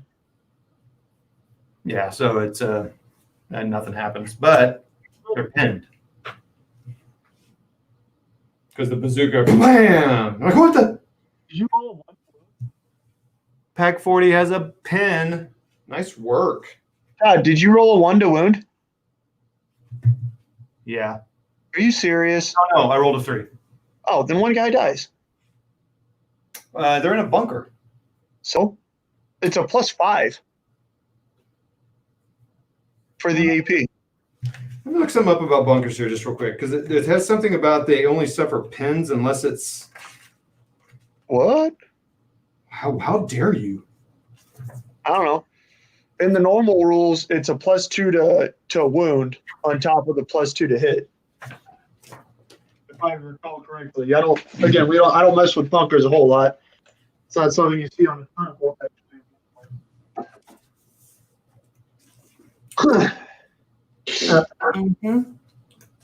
Please hold. Holding. Boy, I say that a lot. I would approximate hold music, but I'm really not. That's not my. Well, and then you get in trouble for humming a song, and then they ban your video, and Yeah, it's really not playing to my strengths. it's not worth it.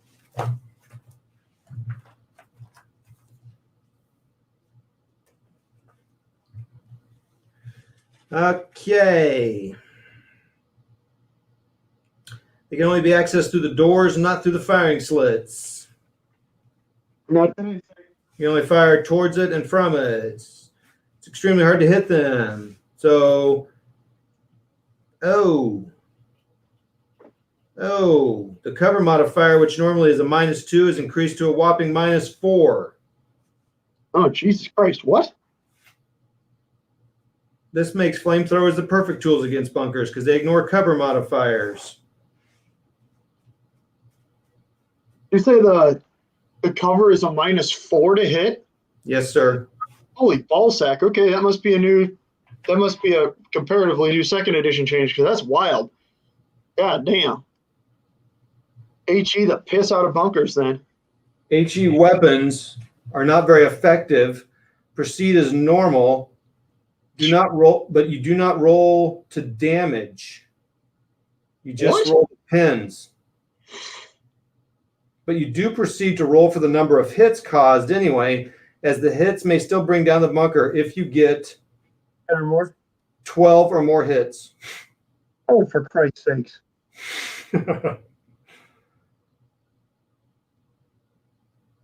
I didn't realize they made bunkers that good. All right, so then I'll be right back, Todd. sounds good. So yeah, he didn't hit anything. I didn't do shit. So those machine guns haven't been, I don't think they've been.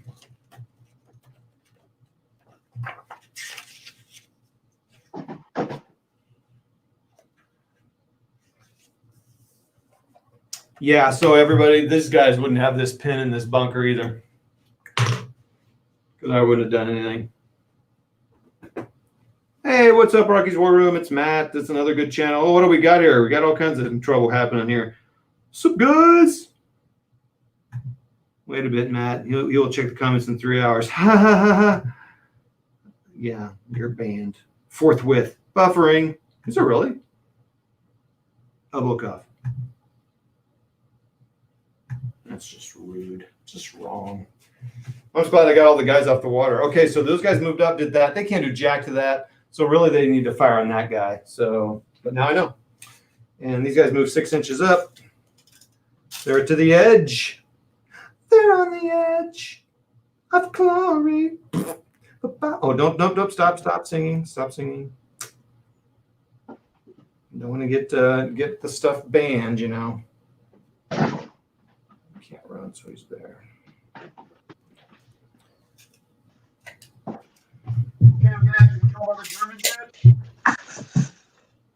We have trouble, McMurray. Oh, what the hell, Eisenhower? Hold on. You have to get back on the phone there. Just a sec. All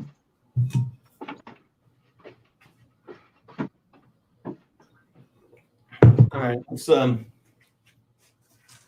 go 17 more minutes here. We'll get 2 hours in.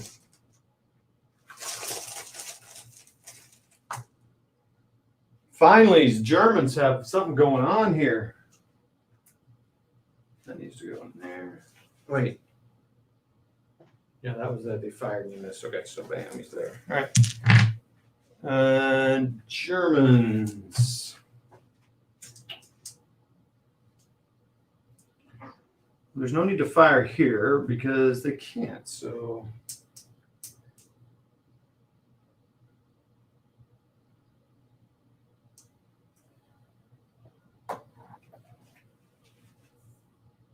We're going to get much better targets than that. So he's just going to go ahead and fire on.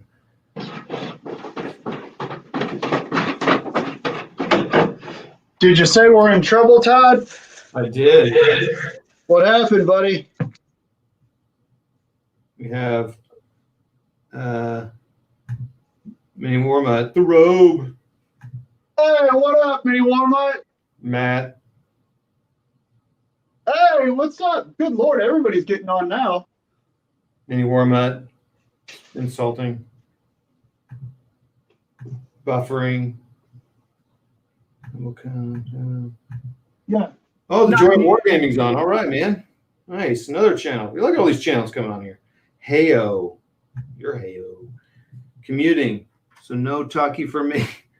You're commuting. All right. Casual vibe. Yeah, that's definitely what you get here, man. You got the robe on. All right. 15 more minutes of this activity. Pack 88 millimeter. I should probably just shoot the tank. I mean, I don't know what these guys can do against these. I got to say these guys have flamethrowers because otherwise they can't do anything against these guys. Yeah, I definitely give him flamethrowers, bud. Man, I'm going to have to look up that bazooka thing because, yeah, that's crazy. I mean, I guess you can close assault it.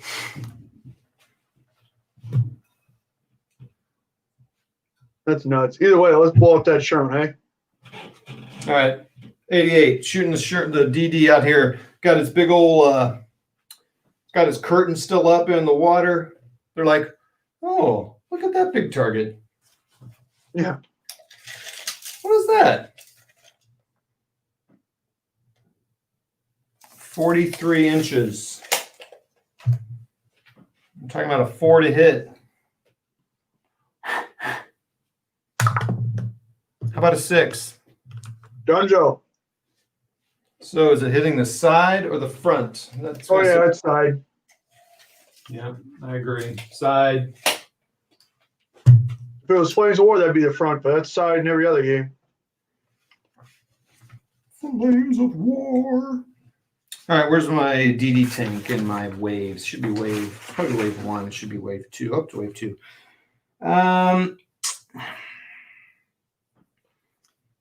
So it's a 9.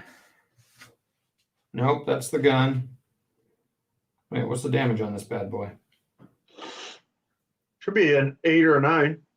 It is a 9. Oh, there it is. Damage value 9.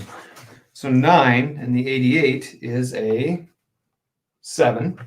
+1 for side, -1 for long range. So 2. 5 plus 7 is 12. Plus 9 is a 3. Is it over 3 or 3 is 2 dice? 3 and over. Let's roll twice on the damaged tank. Let's guess what's going to happen to the tank.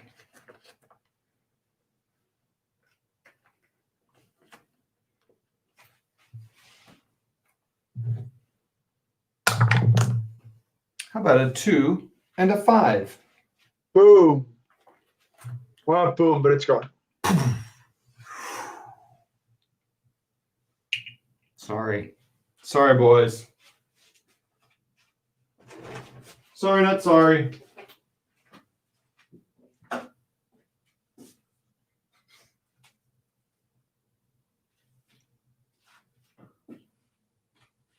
Where is my cotton?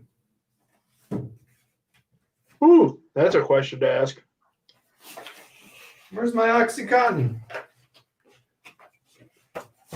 First one gets the big one. Boom.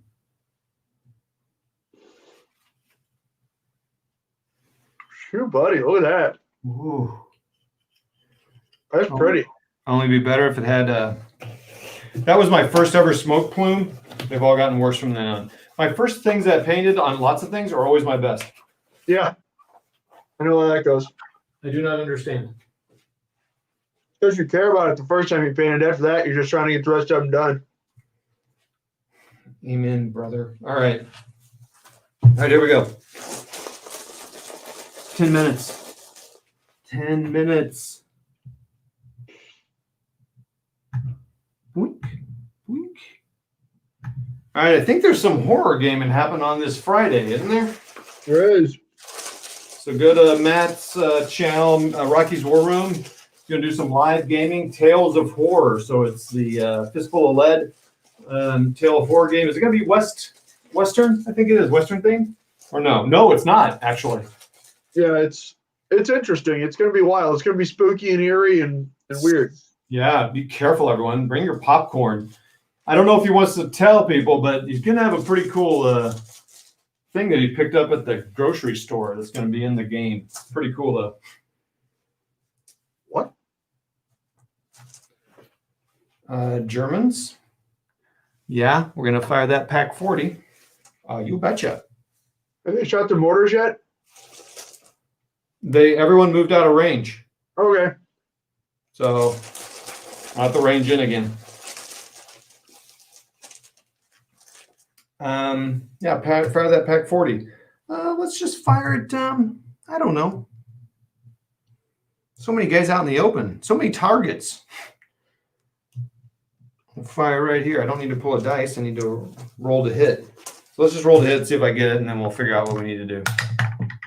2. Nope. Wah, wah. Again. Americans. He's got something. He's got something. He's got something. Yeah, let's just move up. Man, so these machine guns, they're not going to do jack against these guys. Just gonna pin the piss out of them. I can't even pin them with a -4 modifier. Oh yeah, it's fair. It's gonna be tough, dude. Jesus, Mary. I mean, with a -4, can you still do the 6 and a 4 or no? Yeah. Yeah. So it's just 7+. That's how we usually play it. Well, he might as well do that. This guy might as well fire on that machine gun, if we're going to say that. Unless I need to move closer. I probably need to get cover. I probably should go get cover up there first. Everyone needs to move to get there. The shingles. I got the shingles. Ugh. All right, let's move these. Let's move these guys up 6 inches. And I'm going to put them up there next to it. So, boom.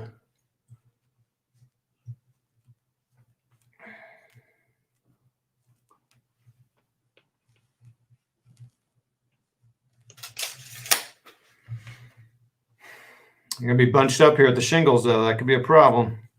So the Germans are sometimes allowed to also have artillery observers and stuff. Can you imagine having even more? Shame. Yeah. But it would be cool to do that. And then you have the table over here playing the Brecourt Manor. And as soon as they get those guns, or as they would defeat each gun, take a die away from it, you know? Yeah, that would be really cool. You're going to roll here. He's within 6 inches. So, bam. Oh, wait. Yeah, let's snap 2. Snap to it, boys. So, snap 2. These 2 guys. Roll back. See what he gets. Double 1. Does that do anything on my order chest? They go down. No, I do not. Double 1? No, it counts as an automatic rally. I'm sorry. In addition to passing. So he has So they 2. can do whatever they want to do, and they pull D6 pins. D6 plus 1 pins. Oh, yeah, that was not to rally. That was just to move. Yeah. So I got you. Double 1 gives them an automatic rally as well. Oh, dude.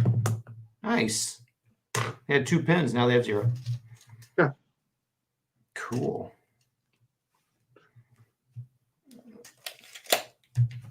All right. Well, these guys are going to. Well, so these guys would have fired that turn too. We decided they'll. Might as well go ahead and fire. So that group's going to fire. So it's going to be 1, 2, 3, 4, 5. 5 rifles. And we're firing at over 12. So it's going to be forced to hit, but they're.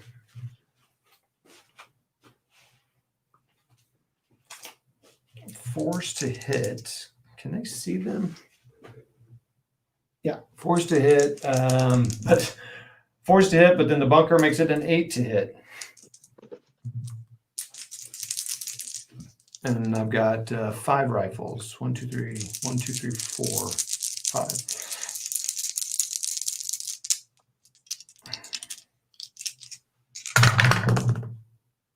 One 6.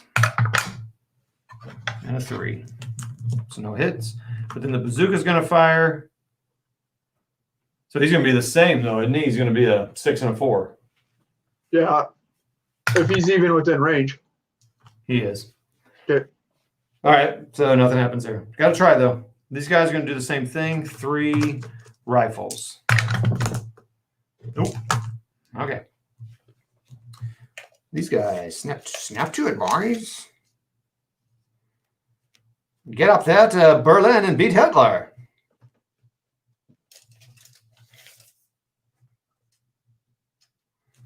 I'm going to fire at that guy up there. So it's a 3, it's a 4 because he's a small team. Oh wait, these guys are also dug in. Fours, fives, I think the dug-in is counted in with the bunker. 6.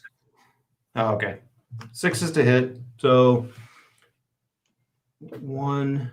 He's not firing 1. So if the guy's not firing the bazooka, can the other guy fire his rifle, or can they both fire their rifles? Or do you count the bazooka as just not having the bazooka? That's kind of a gray area. I usually just shoot the bazooka. Okay. Team's firing, the team's firing. So 5. Hitting on 6s. Cock die. Ooh, 6. Spotter's pinned. Wound, baby. Inexperienced.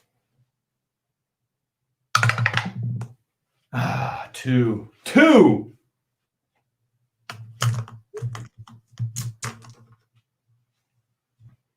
Would you fire? Can you fire a bazooka at just a guy? Yeah, What? why not? He's within range. So it's all the same numbers, right? So 6. How about a 1? And then this guy's moving. The lieutenant.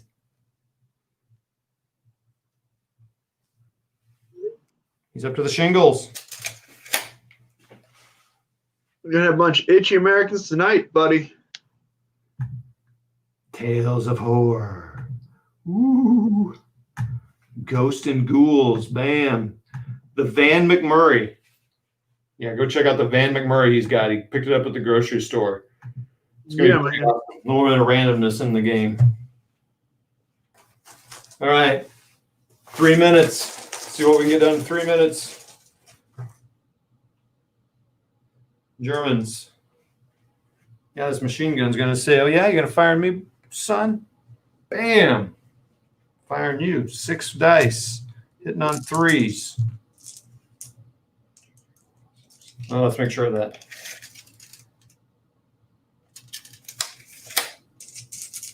What's the range of those machine guns? 36, and it was, oh yeah, 3s.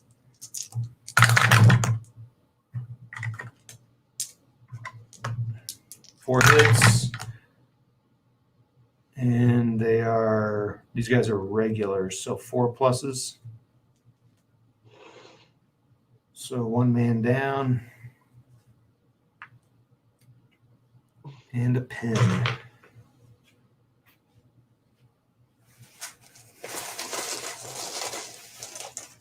What? Hey, how do you handle German? How do you handle close assaulting a gun? So like a Pac 40 or an 88 or something. How does You it work for like return, as they're rushing in? How many dice does the defender get with the gun? for defensive fire? Well, I guess for both things, defensive fire and then for the actual close combat. For close combat, it doesn't matter. It doesn't count for anything. It's your crewman fighting. So you would, if you have 5 crew, you roll 5 dice? Yeah. Huh. So it's not any really. How about for close in fire? Do you just fire the 88 at them, or do they fire all their guns? They kind of abandon the gun. I'm not sure, actually. You'd have to look that up. That doesn't happen too terribly often.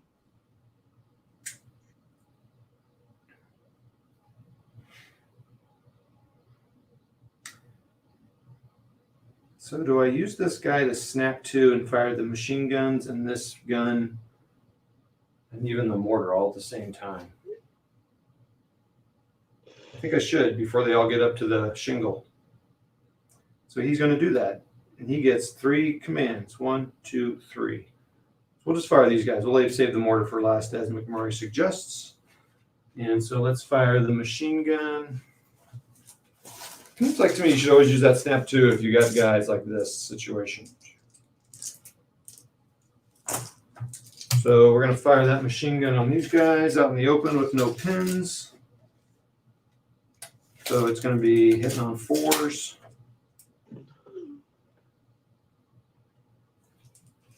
6 dice hitting on 4s.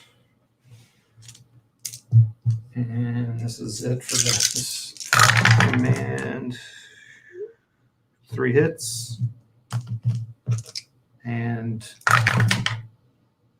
oh my goodness.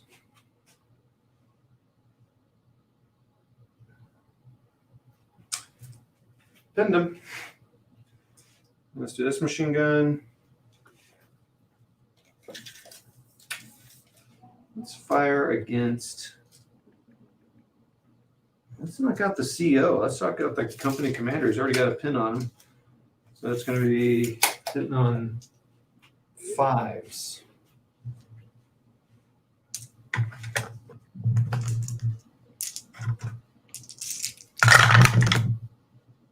Ooh, 1 hit. And a 4, and they are veterans. So just another pin. So the captain's got 2 pins on him. Then let's finally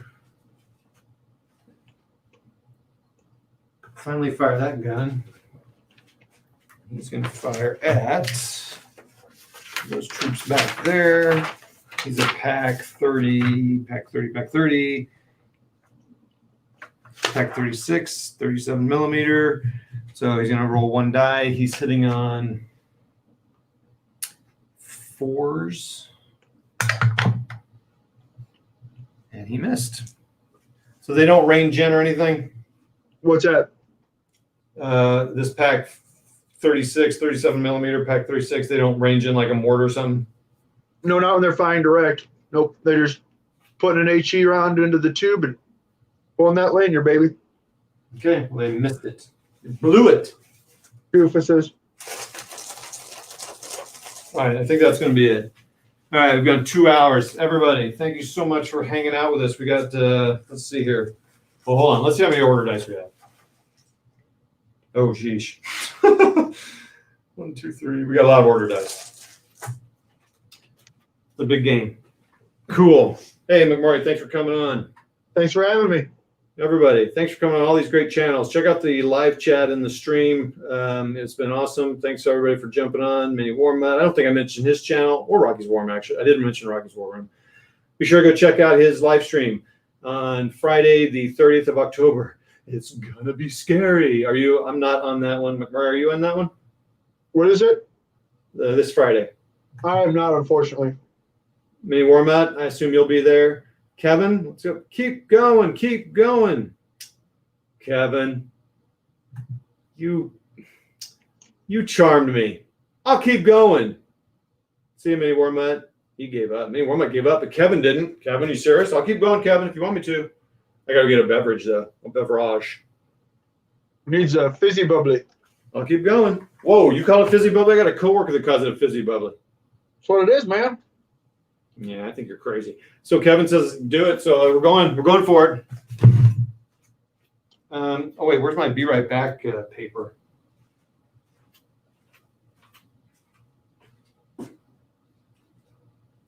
Huh. What happened to my Be Right Back paper?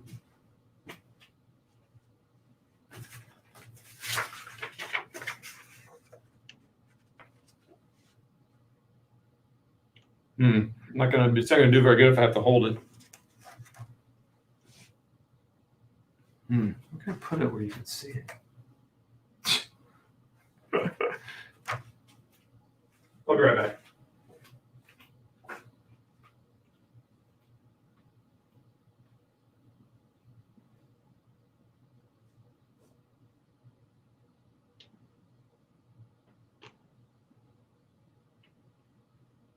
Hello, everybody.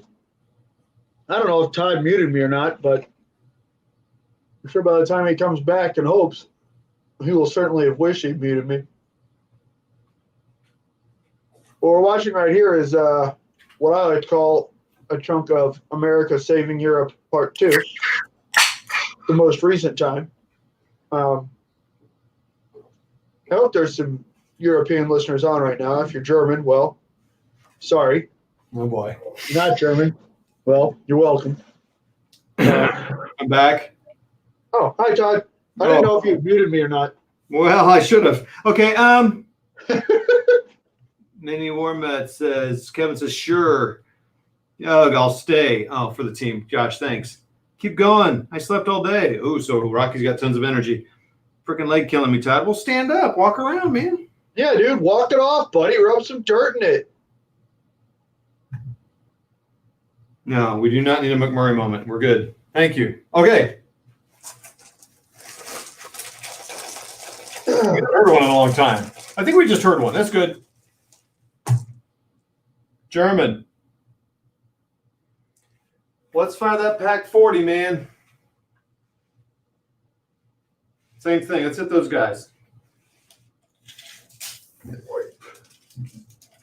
Big gun go boom. 34, so it's going to be long. It's going to be 4s. Anything else? No? 4. Uh-oh, missed. Uh-oh. 5. We have a hit. Pack 40 is a 2-inch. So we're hitting 3 guys. They are regulars, so 4 pluses. Gosh, 1. It's a 6. I don't think it matters when you got a template, though, right? For what? For exceptional. Ooh, I think you still can. I'm pretty sure. All right, I'm looking for another 6. 5. All right. So, Oh, yeah, you absolutely can. I'm sorry. You can. okay, and so then it's a D3 pin. Okay, so 1 pin. So all that for that. So boom, shaboom, shaboom. That's pretty neat. All right, so well, I appreciate you guys sticking on then. Let's just make it through this turn 3, and then you can watch me make another video. That's pretty exciting as well. All right, Americans. All right, trenches will be that dug in as well, so they'll get that -1. So I assume trenches are hardcover, so it's going to be exceptionals, right? It's going to be a 3, 4. All right, I don't need to worry about it until I do it. So I need to get these machine guns up so they can actually fire on something, because now they can't fire through all their troops. So go ahead and move up 6.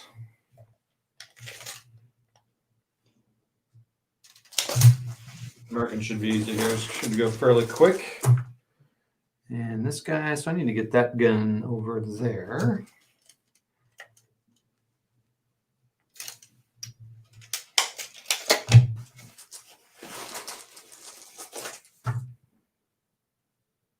German. And you can't rally somebody that's been rallied already. Okay, well, it's pretty much down to the mortars now. So what does this mortar do that's got a pinned observer?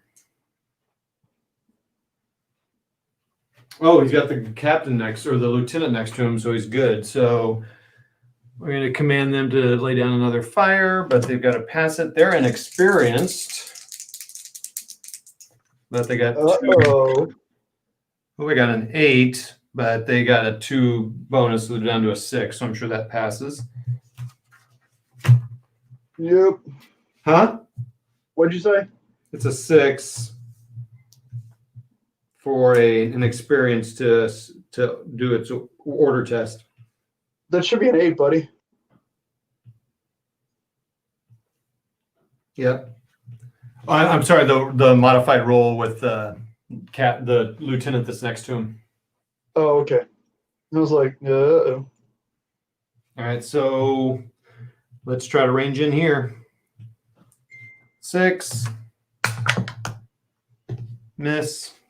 So it's another 6.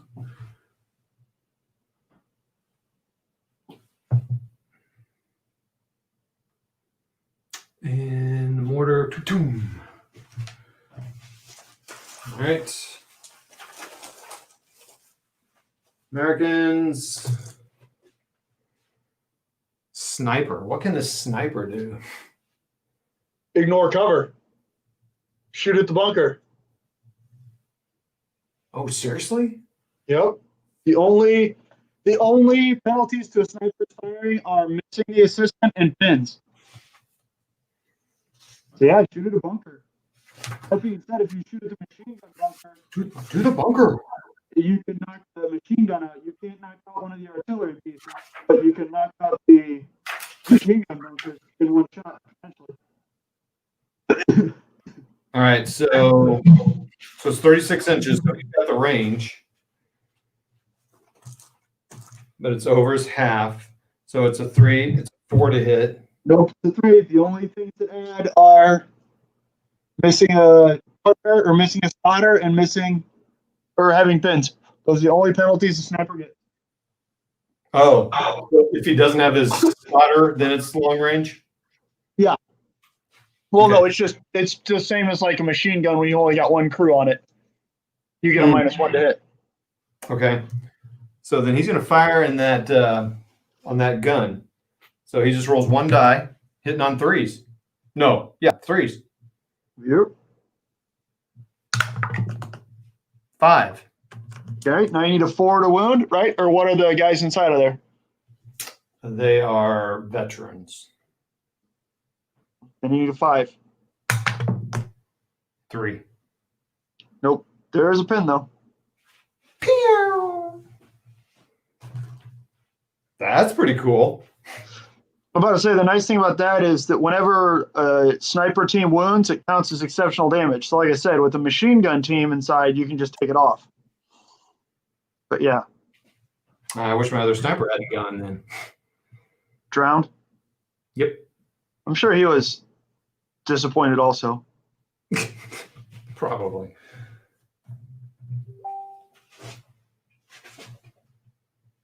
I think he's crossing that. No, he's hitting him. I wonder if I get that mortar. If I can get that spotter out, that'd be awesome. So that machine gun's going to fire. He's over his thing, so he's going to fire 5 dice. Hitting on 3s, hitting on 4s for range. Hitting on 5s because he's a small man. I think that's it. Ah, golly, 1 hit. That pin came off that the last time, and it's a 1 for damage, so nothing. Well, another pin.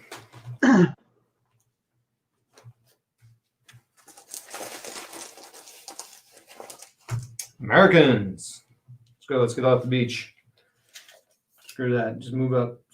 I can't run, though. That's a bummer. Boom.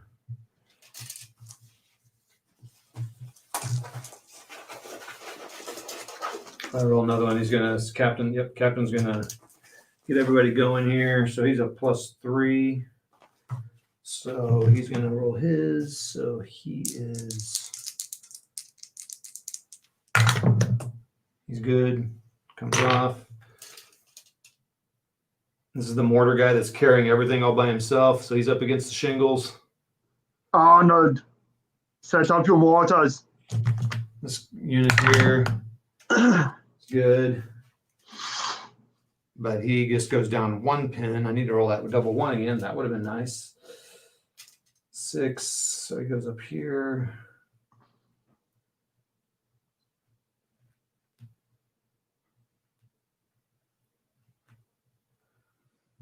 Pin goes with him. And then the leader. 4. He's down to 1 pin. He moves 6, so he's up to the shingle as well. So they're getting up to the shingles. The problem is they could be stuck up there, but they could skirt around the side, and maybe I should have brought them over here. Fair. I mean, they probably would have barbed wire over there on it, realistically. So These dopes must have run out of barbed wire. we do not know what you mean. 4 dice left in the turn, everybody, and then it's a night. So they went. So are they all together? Yes, that's all them.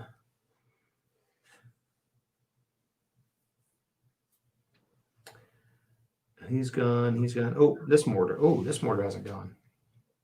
Does a mortar still range in on a 6, even if it's their line of sight? You what? Yes. Because it's indirect. Yes. So like light mortars, when you don't have a spotter, you have to have line of sight, but it's still a 6.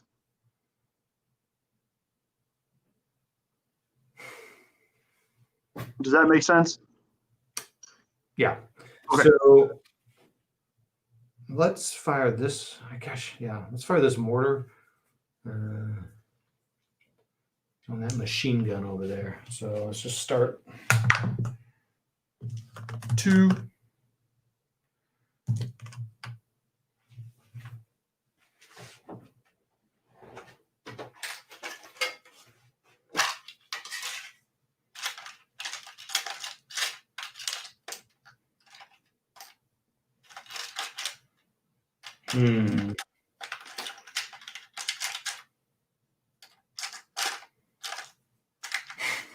I'm using a pinned down marker.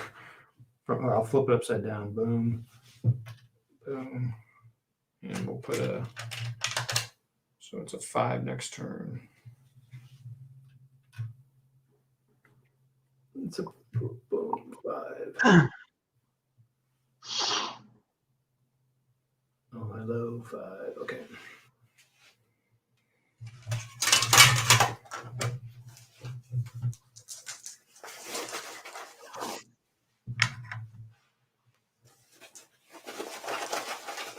Three dice left. American. Boom, boom. If I move somebody that shouldn't have been moved, let's see. Boom. Did I take the tank out when he was destroyed? Maybe not. So the tank is a dice to the Germans.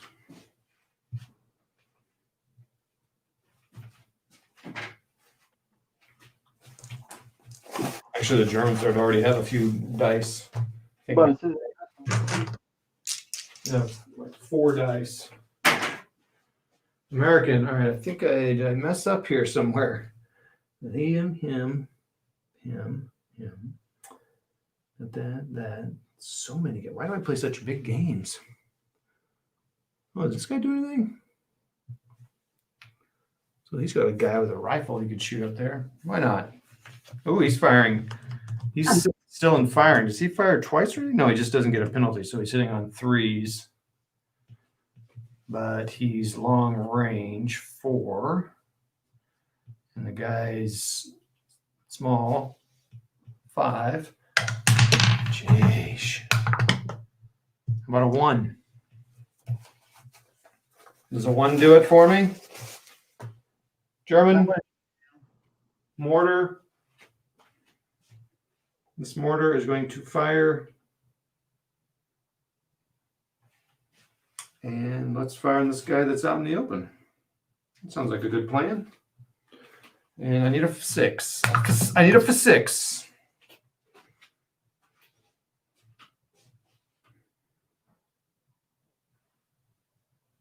Five.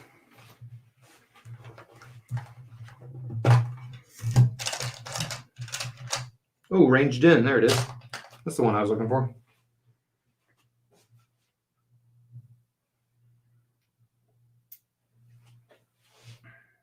All right, that's it. That's the turn. That's turn 3, everybody.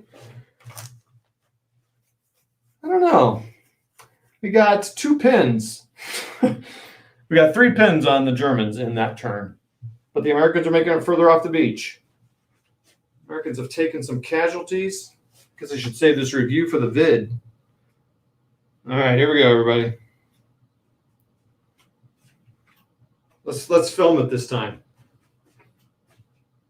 Should we film it from this angle? Oh. Ooh, look at that angle. Baby.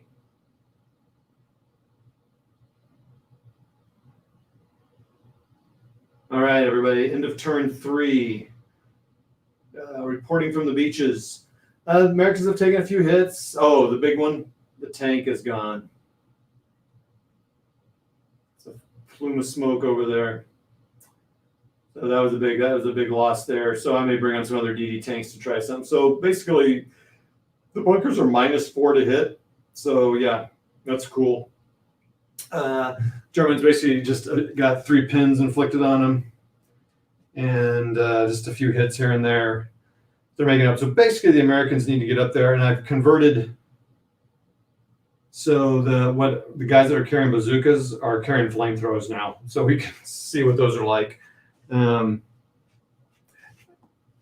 we'll make it up as we go. Is that right? So McMurray's been helping me still. Thanks, man. We've got a ton of people watching on StreamYard Live, so that's cool. Oh, yeah, I got the newspapers up. I'll have to show that on the StreamYard. Anyway, that's it. That's turn 3. We're making progress. And they have 6 more turns to make it past the bunkers. See it? I mean, seriously, all you can do is just keep pinning. Try to keep pinning, right? Uh-oh. Did I lose McMurray? Oh, I lost you. Yeah, I did. My laptop died. I had to run and plug it in. Well, you missed But I'm my back. So really, hey, Kevin, you're welcome. I appreciate you watching and hanging out. I don't know, man. You got to pretty much have flamethrowers and HE to lay on pins. So maybe when that naval stuff lands, it'll pin them. You know? Yeah, I feel like. Where did you get this scenario from? It's a kind of just a mashup of some out of the D-Day book. So it's not. There's some things I've not done correctly, I'm sure. No, that's okay. I'm just maybe not so much in this one, but it's something that I certainly noticed playing in other games is that one thing that you run into when you pull scenarios that are really cool out of games you like, or games that you might not like quite as much, and you put them with games that you do like, is sometimes the mechanics like we're running into these bunkers don't work out too terribly well. Like if we're in, battle group or chain of command, those might not be as hard to kill, but in bolt action, geez, they're Let's tough. take a look here real quick. Yeah, I mean, that's, I see what you're saying. Yeah, if you convert it from one game to another.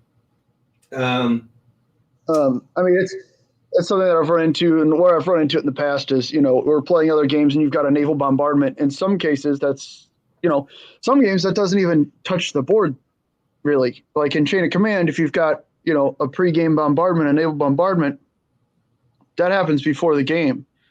So your units start shook up because reasonably a platoon of guys aren't going to have the authority and wherewithal to call in, even 5-inch guns off of a destroyer. But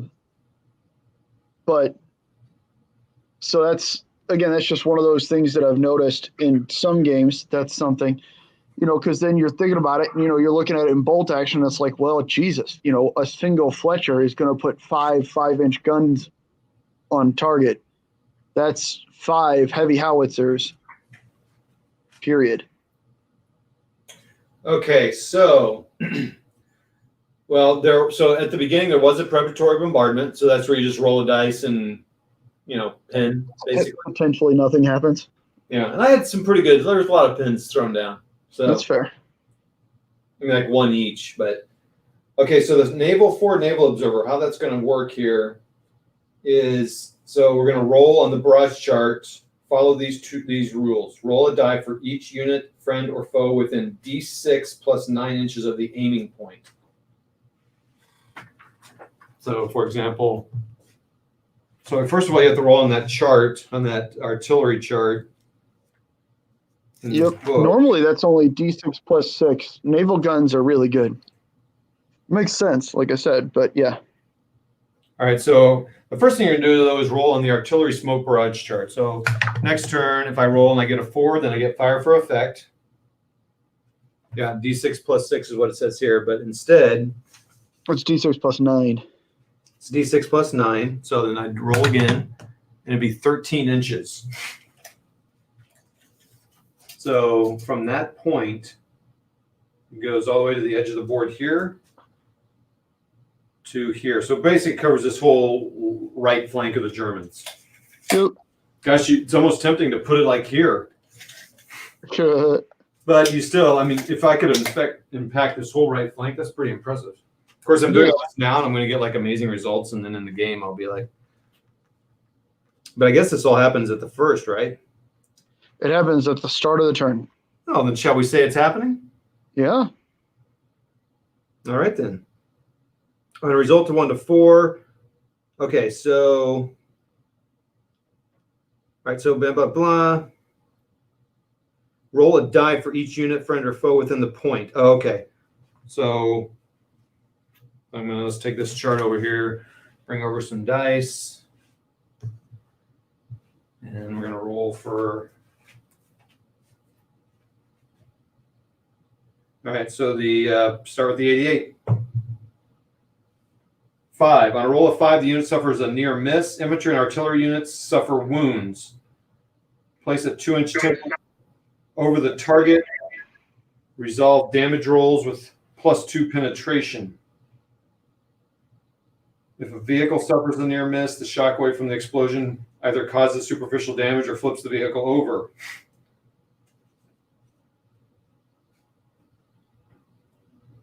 After rolling a near miss, the player roll. Wait a minute, hold on. So how's this going to affect the bunker? Yeah, I don't know.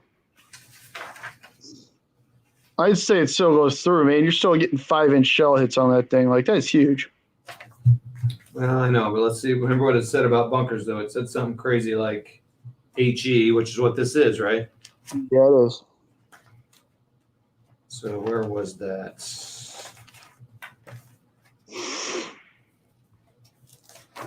So I keep saying we're done, but then we keep going. I just can't say no to you, Bolt Action. Sorry.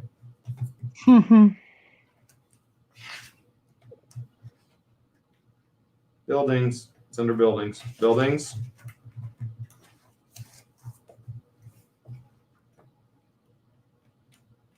Buildings. Bunkers.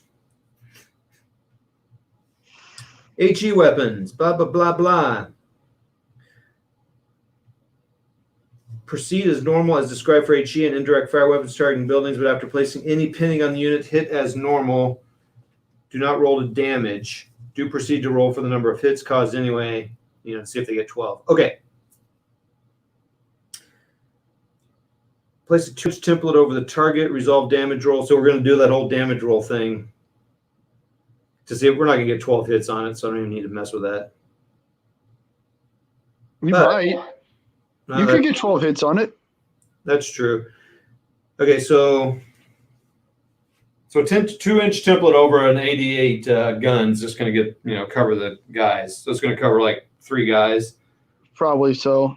You can't get that many hits on the bunker. I'm sorry, but yeah. Well, except for, again, hold on. It's a 2-inch template, but you're shooting at a building, so it doesn't actually cover the guys. You get a certain number of hits. Look at the back of the book. I think you get B3 hits or something like that. Yep, I know what you're talking about. It's on a quick reference.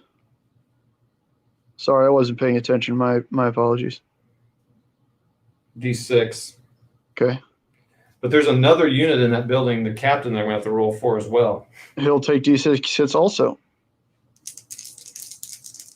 All right, so I'm going to roll D6. Screw that guy. So wait. I'm rolling D6 with a +2 penetration. Is that anything on this roll? No. 1. No, this is determining how many hits you've got. Yeah, this is determining how many hits you've got. Well, I got 1 hit. Okay, now you get that additional stuff. So that +2. Yeah. So 4 +2 is 6. You did. But as this HE, the bunker says, they don't take wounds. Oh, for Christ's sakes. Yeah, that's right. So, but I got 1 hit. So basically, I can keep track. We're not going to get that many. We could have though if I would have rolled 2 6s. Yes. All right. So let's see what else you do here. Okay.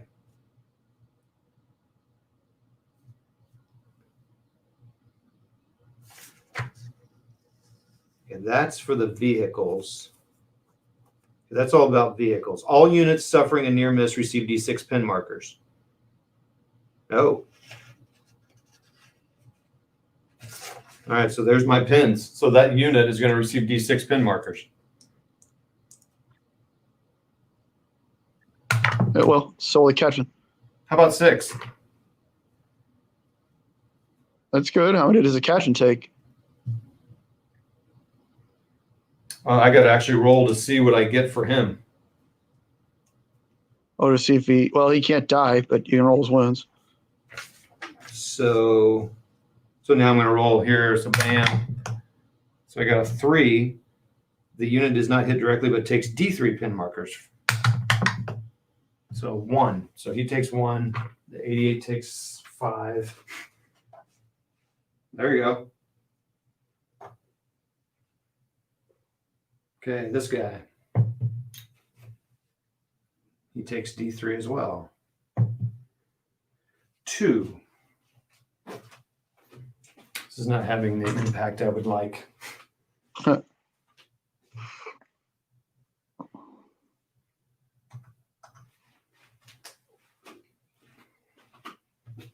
the question is, does the spotter and the mortar, the mortar and the spotter are one team, right? Yeah, if the mortar goes, the spotter goes. So 2 for the mortar.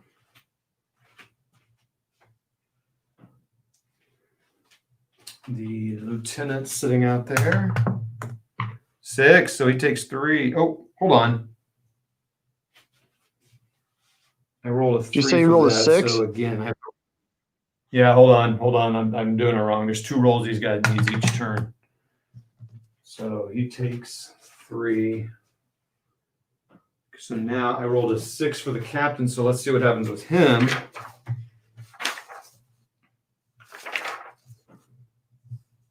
So the lieutenant takes a direct hit from a very large caliber naval shell. Place a 4-inch template on the target in the same way as HE shell reserve hits. So you count that in a building as a heavy howitzer, Ted. All right. So the lieutenant's back here in a trench. So basically, I want to try to cover this bunker as well, right? Oh, so he's outside the bunker? Yeah. Oh, then yeah, I don't know if you can actually touch the bunker, but yeah. The big idea, is there anything else with him in the trench? No. You might just turn him into a red paste. Okay. Oh, man, why didn't I hit that on the thing? All right, so basically for template in the same way as HE shells, pin value of 6+. If the unit survives, it takes D6. Oh, yeah, they say if it survives. All right, so then I just roll a value of 6+, right? Yeah. Which is a 11. So, well, he's hit. No, so he's hit with.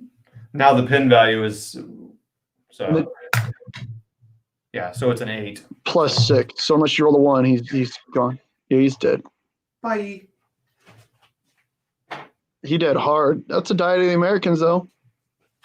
All right. So now the bunker gun. So come on, roll high again. Need another 6.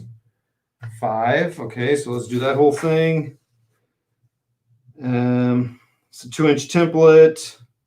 So it's just gonna be the bunker. So just roll that thing and see what I get, and we'll talk about it. It's a 3. It's a 2-inch template. So there's 3 hits in that building.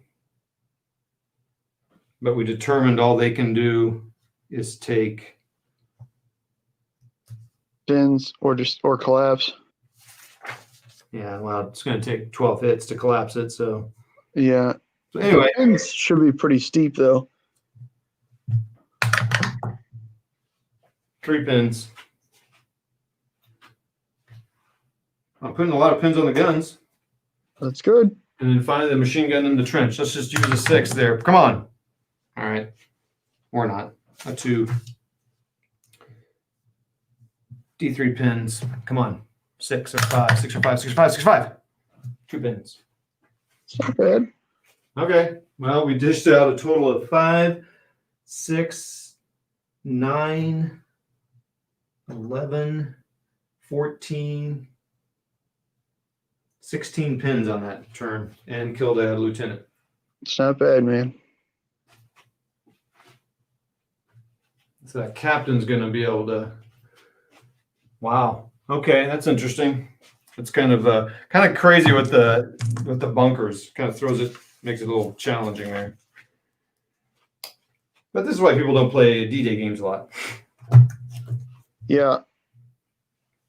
All right. Well, there you go, everybody. So even longer. All right. 235. Oh, your screen is split. Oh, whoops. Just doing a lot of die rolling. Thanks, Kevin. Sorry. I've done that before. All right. So there you go. I put a lot of pins over here. If I need to film that for the next one. So I remember I turned 4 that happened. So does he get to keep ranging in like that then? No, he's done. That's it for the game? Yep. What? I cry many tears. It's a big thing, especially if you catch it in a normal game. That's why it's big that the Brits get a free observer when they play. It's ridiculous. Like, that's dumb.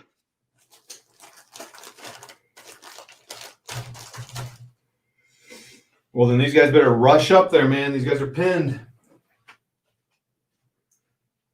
It's just that 88 with 5, but I guess all this guy needs to do is do a rally. He's a +3. I mean, it really hurts you. You're not going to get much done next turn.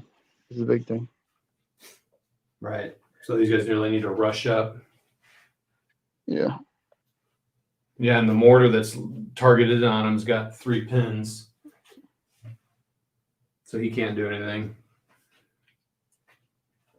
So then this naval observer is really good for just like shooting. Yeah, I mean, in like I said, in a normal game, that would have just wrecked that entire side. Like, that would have been real bad, man. I can't stress how terrible that would have been in a game where they weren't all in bunkers. But yeah.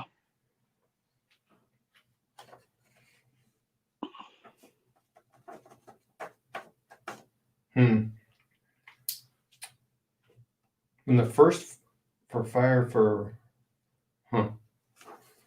Okay, so then he's done. All right. I'm glad you told me that because I might have kept going. Wait, hold on. What is this now? 4-inch template. It takes D6. Infantry and artillery can go down to have the hits taken from both near miss or a direct hit. But does that affect the pins though? They probably would have gone down, I assume. Not necessarily. It's not always good going down. Because you know you're not going to get destroyed, so you don't really have to worry about dying. And if you go down, then you can't do anything for the turn, as opposed to if you get pinned, you're going to have to just rally. Honestly, in bunkers, I would never go down now that I'm thinking about it. Because thinking about, like, when you think about it, when you're going down, you're losing that action. You're not going to lose the team. Near misses do not affect units in buildings or bunkers. Oh, there you go. So I don't remember which ones were near misses. You still would have put the pins on them. It's fine. No, they do not affect them at all. Oh, yeah. I don't know, man. I'm going to have to go back and watch the tape. Go call New York. But so after all that, if it does hit, it's 3d6 plus 2 damage. Okay. If it's, I don't understand this. On a result of a 6. Okay, wow. It's kind of convoluted there, but yeah, I am going to go back and watch that though, because I think most of these were near misses, except for this one. I think the 88 was good and the captain was good for sure. Yeah, the captain got smoked in the face by a 5-inch shell. But I think these 2 guys were near misses, so they would only. No, he might not have been though. But the captain may not have any. Okay, cool. All right, finally, again. I think that's it. Everybody, thank you so much. You're all great. All my fans. What? McMurray, thank you so much, everyone. Thank you. And we did the broadcast in 5, 4, 3, 2, 1.